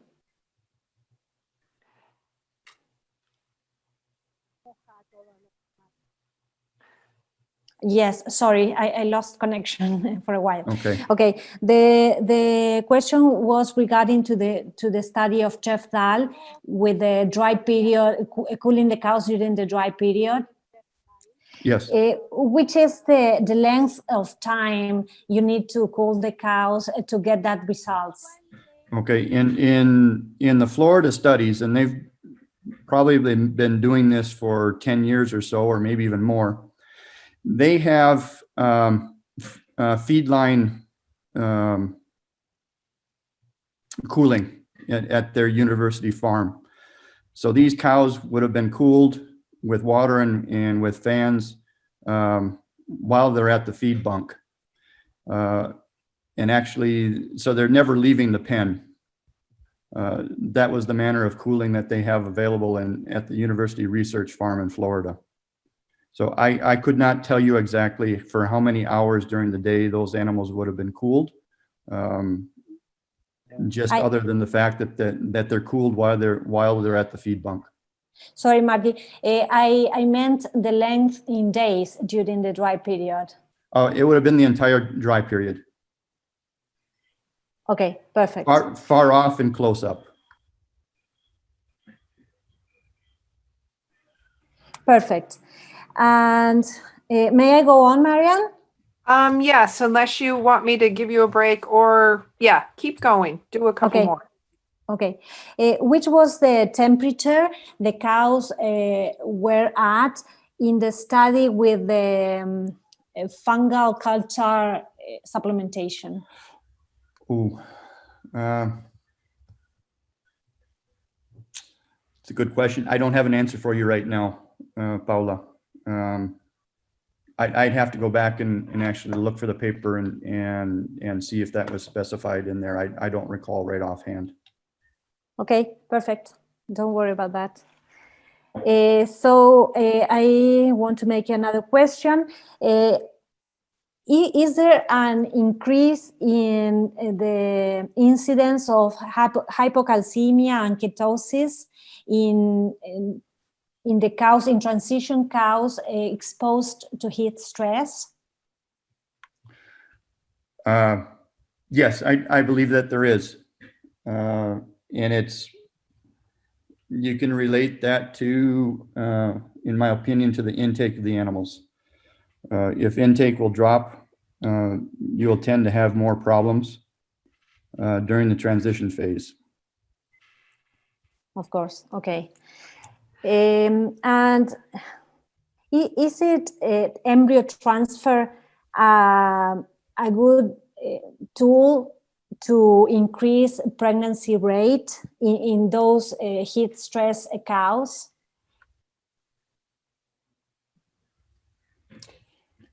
Good question, and I am not going to comment on that because I do not know enough about reproductive physiology. I don't know if one of the attendees would have any comment, then he can write in the chat box that would give you an answer for that, but I'm not going to touch that. I'm sorry. Okay, yeah. If one of the attendees feels that they can respond to that question, just shoot us a chat and then we'll share it with everyone. Paula, I'm going to say maybe talk with Phil remember that question for March, and when Phil Cardoza speaks, that might be a good question. Although March won't be very warm in Illinois when he's presenting, we can still talk about it. Okay. I have a more nutritional question for you here. Sure. Regarding the nutritional strategies, which one would you choose in terms of costs and benefits? For example, fungal culture, DCAD, methionine, minerals? That is a good question.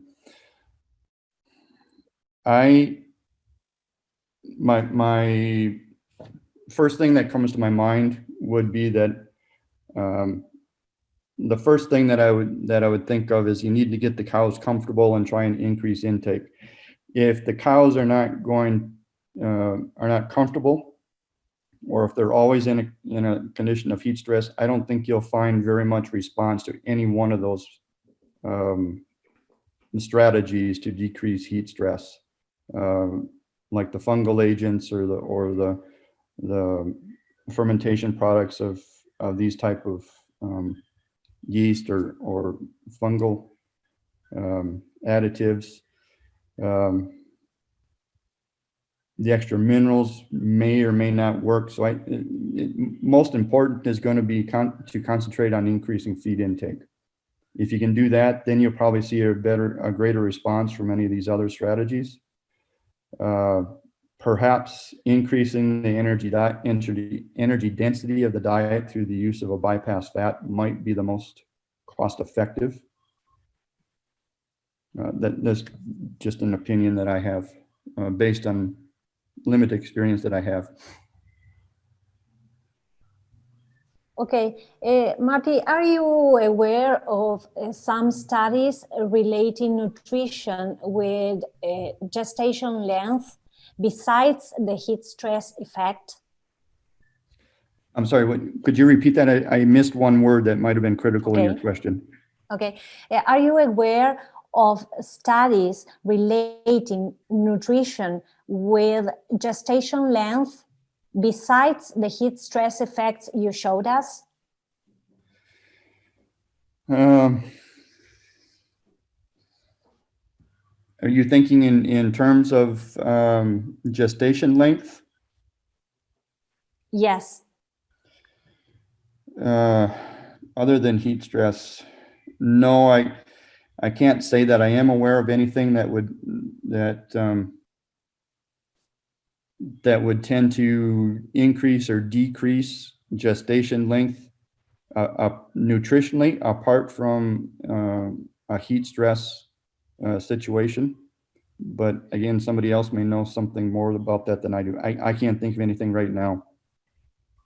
Okay, that's right. So Marianne, do you want to go on with the questions? Yeah, okay. Shall I take a few questions? I'll ask a couple, and then Marcelo, do you have any questions tonight, or no? And you can go ahead and just shoot me a chat on that one. So my first question, and Marty, I'm not quite sure, I saw that you and Oscar talked about this a little bit in chat during the presentation. Yeah. And he said that he noted that dry periods, even in cool cows, are shorter than normal. Are you adding up the close-up days, or is this considered part of the far off cows? So I'm a little fuzzy on whether he's speaking specifically about the information you presented, and maybe Oscar will elaborate. But do you have a thought on that, Marty? Yeah, I guess that's part of the reason I wasn't real clear on that question either, and that's why I sent something to Oscar, and I'm not exactly, maybe he can explain that a little bit better to me. That may well be that during the summer months, or when the wet temperature increases and humidity increases, it may very well be that cooled cows even have a shorter gestation length than they normally would. But I think it's fairly evident from the Florida work that cows that are not cooled during their dry period, their gestation length is shortened by 4 or 5 days. I will, and I think some of my comrades here in this part of Mexico will suggest to their clients that instead of drying cows off at 52 days before expected calving date, that they should probably think about dropping that down 3 or 4 days to go to 50 days or 48 days prior to dry off, to account for some, even though they may cool the cows, I think that can, and I'm sorry, I should have gone back. They add a couple of days, so dry them off at like 55 days instead of 52, in case that gestation length is shortened. But then also, when they move them to the close-up pen, rather than do that at 21 days, they might want to do that at 23 or 24 days, just to make sure that those animals have close to a 21-day close-up period, rather than finding out that it's being 15 days or 14 days, in case that the cows have a shorter gestation period. Okay. Yeah. Thanks. Thanks I for hope elaborating. that answers the question that Oscar had, and if it didn't, he can contact me. Okay. Some of what you said sort of feeds into the next question I'll ask. And I have two that I'm wrapping in together. So one of our attendees said, have you seen cows that died of heat stroke? And what recommendations do you give your dairymen to follow? And then an email question I had was, would you comment on the nutritional strategies you consider extremely necessary to deal with cows in heat stress, and what are some of the fundamental ones? Okay. Take the first one, which is the easiest. I have not seen a cow die from heat stress. It doesn't mean that it hasn't happened. I just haven't seen one. Regarding the question to the email, and I think the second part of that question I think was answered earlier. The email question.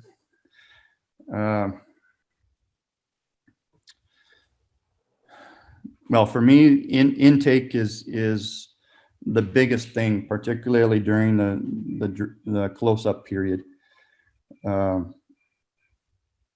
Just based on observations that I've seen on various farms here, if you can't get a good intake in that close-up period, you're going to have problems. You may end up with ketosis or even DAs, which seem to always increase during the heat stress period or during the summer months. So things that can be done, I'm going to suggest some non-nutritional ones, which I think are important for maintaining the intake, and that would be ensuring that the close-up pen is not overpopulated. I would not like to see, or I don't like to see pens populated with more than 80% capacity. Now, I know that may not be always possible, but that would be in my opinion, the target population rate of 80%. Another thing to go along with intake is if you're using a DCAD program and you're particularly using sulfates or chlorides, you need to be careful with those. They can be, particularly the chlorides, they can be very, very bitter and can affect intake of the animals. Just as an example, about a month ago on one of my farms, after visiting with the veterinarians, and we got talking about how the cycles of problems occur. I had always considered it as part of the population of the pen, of the close-up pen, and so their problems with RPs and ketosis were cyclical. So they'd have a lot of problems for a week or two, and then the problems would disappear. But as we got talking about how that pattern was developing, it was decided that in this farm, they weren't doing a good job of weighing out those minerals for the close-up period. And when we got started looking at that a little bit more, I think that they're actually, during periods of that fluctuation in population in a close-up pen, they were feeding too many of these minerals, and that was decreasing intake by the cows. And that's why they're ending up with problems with calcium metabolism and RPs and metritis in this farm. So I think those are really the two critical things. Make sure you can maintain intake, and if you're using a DCAD program, that you really need to pay attention that you aren't acidifying the cows so much that's causing an intake problem. I guess those are the basic things that I can recommend, which may be some of the easiest to, some of the more basic, or they're more basic answers to that kind of question. Okay. Yeah, I think that's what he was looking for. So here's a question on a couple questions on nutritional changes. First is, what is your opinion of the use of live yeast versus yeast culture for cows under heat stress? That I don't have a strong position either way. I think it just depends on what the situation is on the farm. There are some instances where a live yeast will not work because of storage problems or even temperature. As an example, although I think one of the companies that makes a live yeast has come up with something to alleviate problems with high temperatures, but in one of the farms I went to, they were using a live yeast, and these minerals were going into a steel bin that I'm sure during the summertime it was getting up to at least 50 degrees inside, or maybe even higher, 50 degrees Celsius inside that bin during the summertime, with the sun shining on it and everything. So I really had my doubts whether a live yeast could survive those kind of temperatures for a week at a time. So there are some, there may be some nutritional or health benefit aspects to some of the cultures with the refined carbohydrates that compose part of those products. So in my opinion, it just depends on what works best for the farmer. Okay. And then my final question, and then Paula, we can go back to you, is do you have any experiences with feed additives capable of increasing evaporative heat loss, such as capsaicin or niacin? I don't. we had a little bit of a niacin discussion in the morning session. I'm not, it's a product that's very expensive here in Mexico. I don't think that it's cost effective. Perhaps if it was just included for a short period of time, or for example, in the transition animals, possibly. But the work that I've been able to see, or the published work that I've been able to see, just really hasn't convinced me that it's something that could be beneficial on a cost basis or a cost return basis here in Mexico. Okay. And I'm not familiar with some of the other products, so I couldn't give you an opinion on that. Yeah, I'm wondering, the capsaicin, do cows eat hot things? Do you know, Marty? I'm sorry? Are cows willing to eat hot things? I'm trying to think to my gardening. No, a capsaicin. Yeah. Mammals are very susceptible to that compound. I don't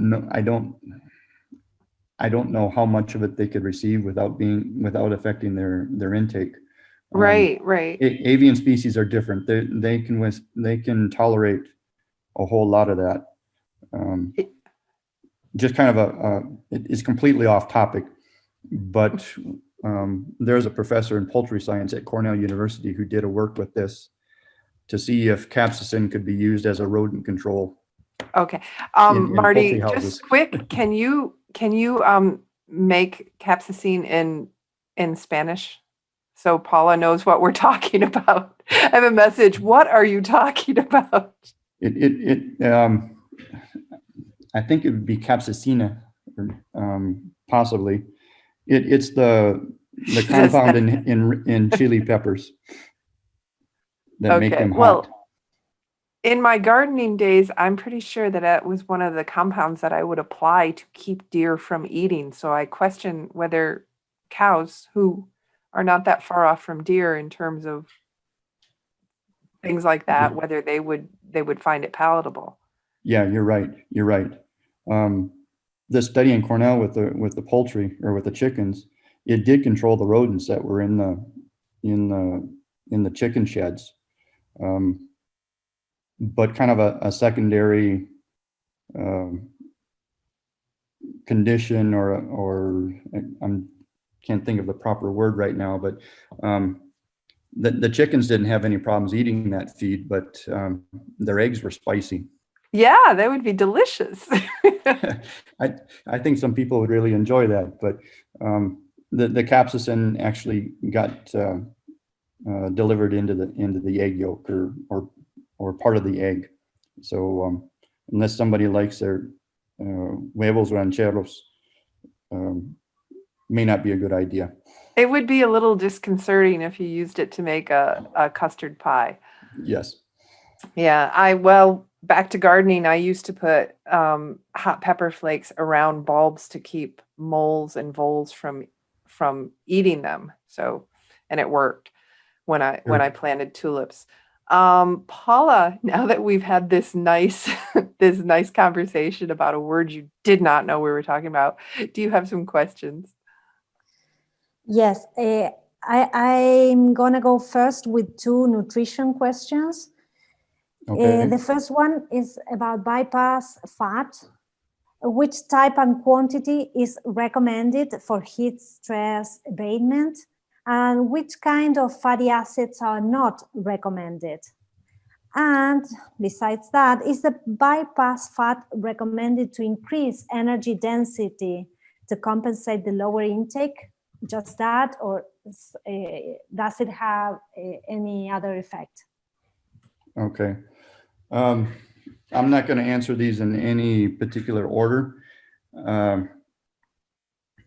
Bypass fat will, I use it to increase the energy density of the diet, due to the fact that the cows are decreasing intake. So I will add up to maybe around 450 grams of of total bypass fat.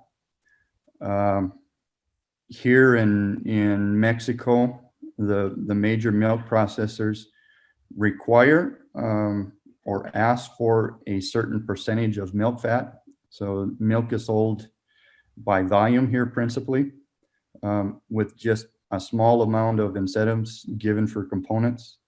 So the producers need to deliver milk with 3.3% fat, and one of the largest processors and the next largest requires 3.5.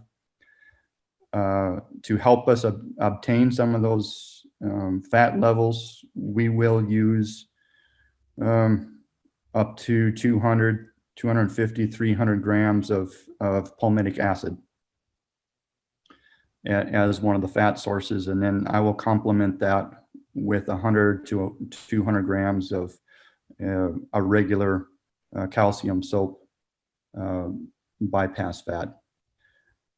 One of the, I mentioned the fats that contain omega-3 and omega-6.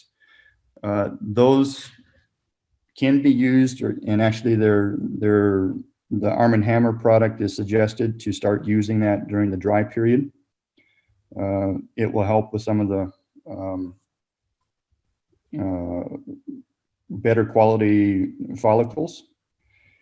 And I think they're suggesting somewhere around 125 to 150 grams of that fat during the dry period or the close-up period, and then continue that until breeding in the fresh cow or in the first part of lactation.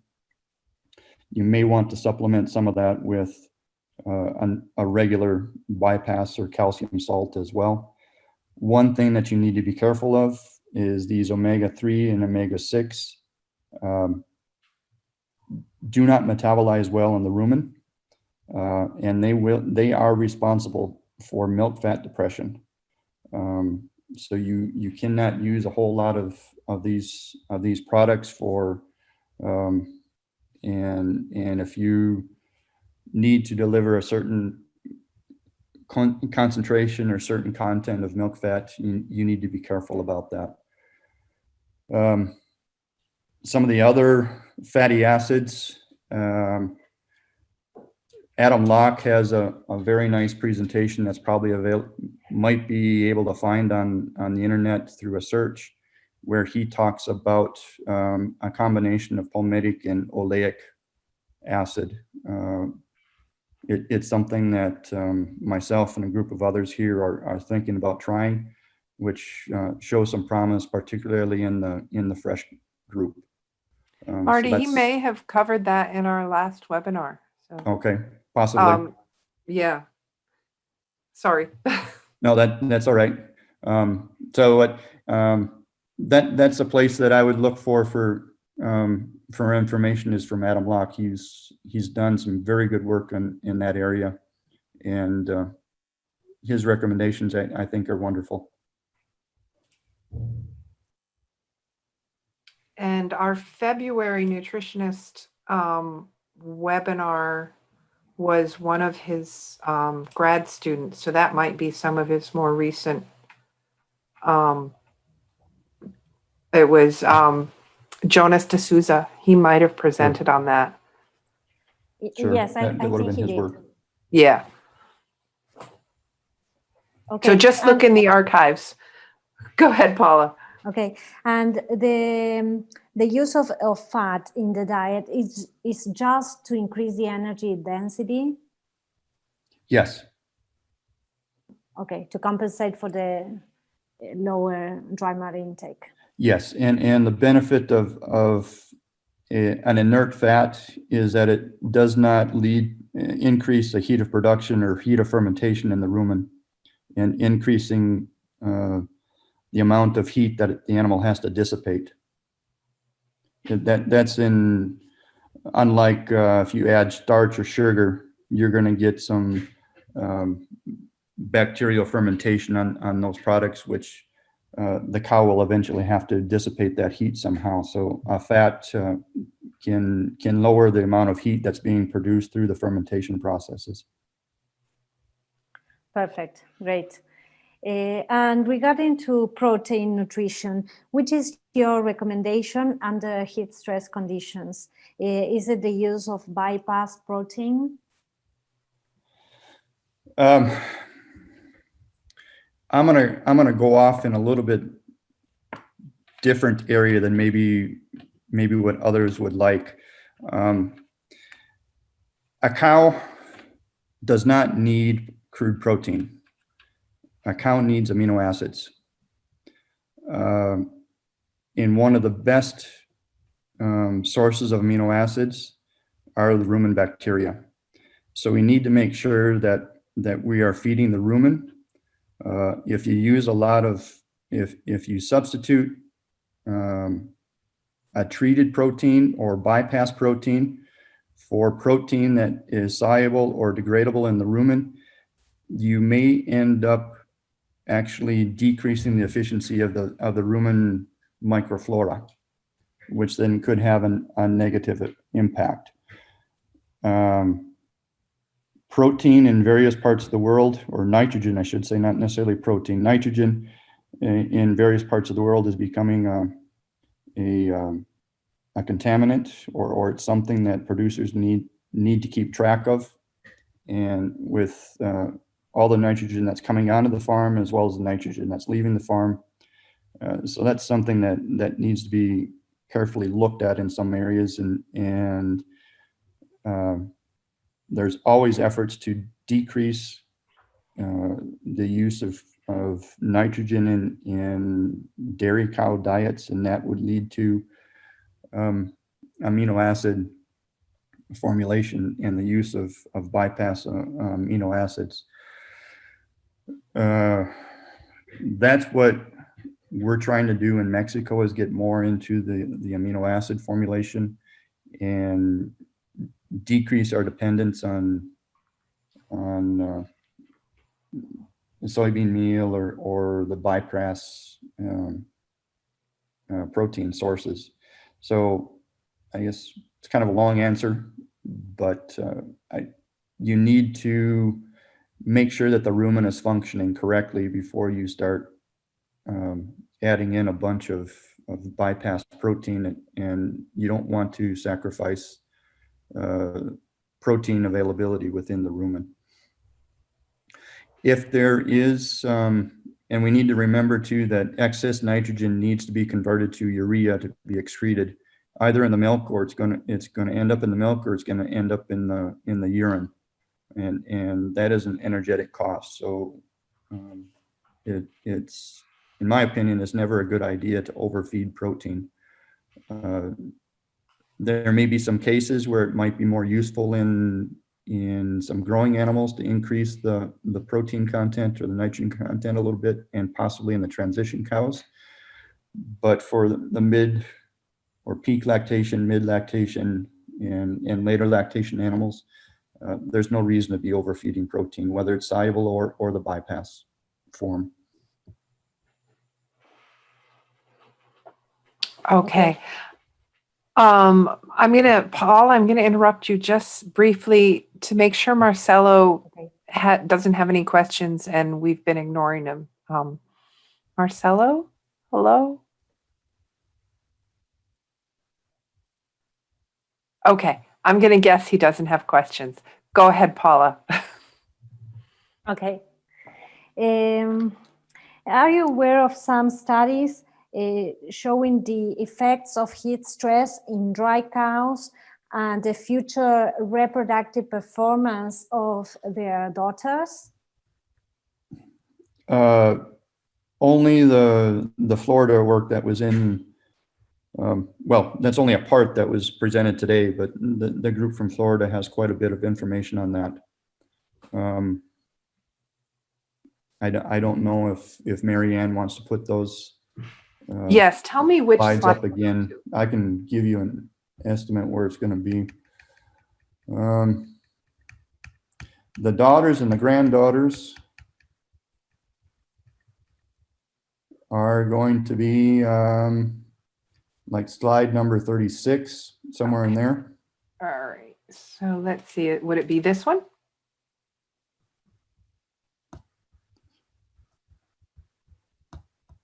Is this the right one, Marty?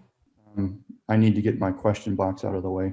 Oh, Yeah, that's where it starts. If you go Okay. to the next slide, I think is the birth weight, but then the next one is weaning weights and then puberty weights. But then you get to, there's a series of 3 graphs. yep. This one here is of daughters, of dams that were cooled or not cooled. Go back one. Yeah, this is the daughters. And it's 3 different lactations. So the one on the left is first lactation. I'm sorry, it must be the one on the right has to be the first lactation. The one on the left-hand side has to be the second. No, I see Okay. what it is. The one in the middle is the first lactation, Okay. if I'm looking at the same Right. one for some reason.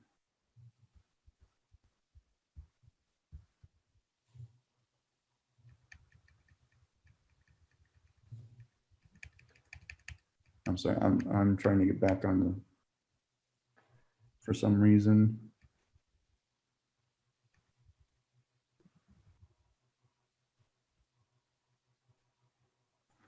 Well, anyways, part of these, this slide here that's being displayed right now is for the daughters, and the next one is for granddaughters. That's pretty impressive. I think other than that, I'm not familiar with other work that may have been done. Hmm. But that doesn't mean that it doesn't exist. This Florida group has done quite a bit of that.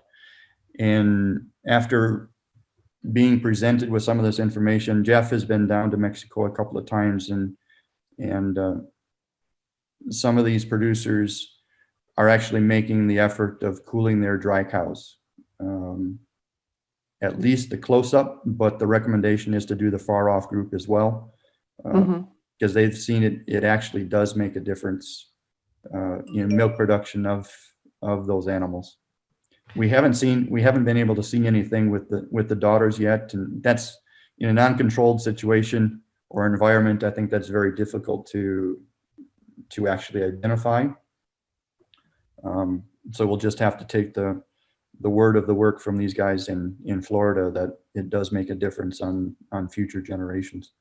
We did have Jeff Dahl speak in 2019, and I cannot remember what he covered. And I know that we only were able to have him speak once because he was in Italy at the time, and he was only able to present live, or only I think, Paula, maybe we ran his webinar without questions in the afternoon. I can't remember, but that might be worth revisiting to see what that webinar was. That was in, oh gosh, what month?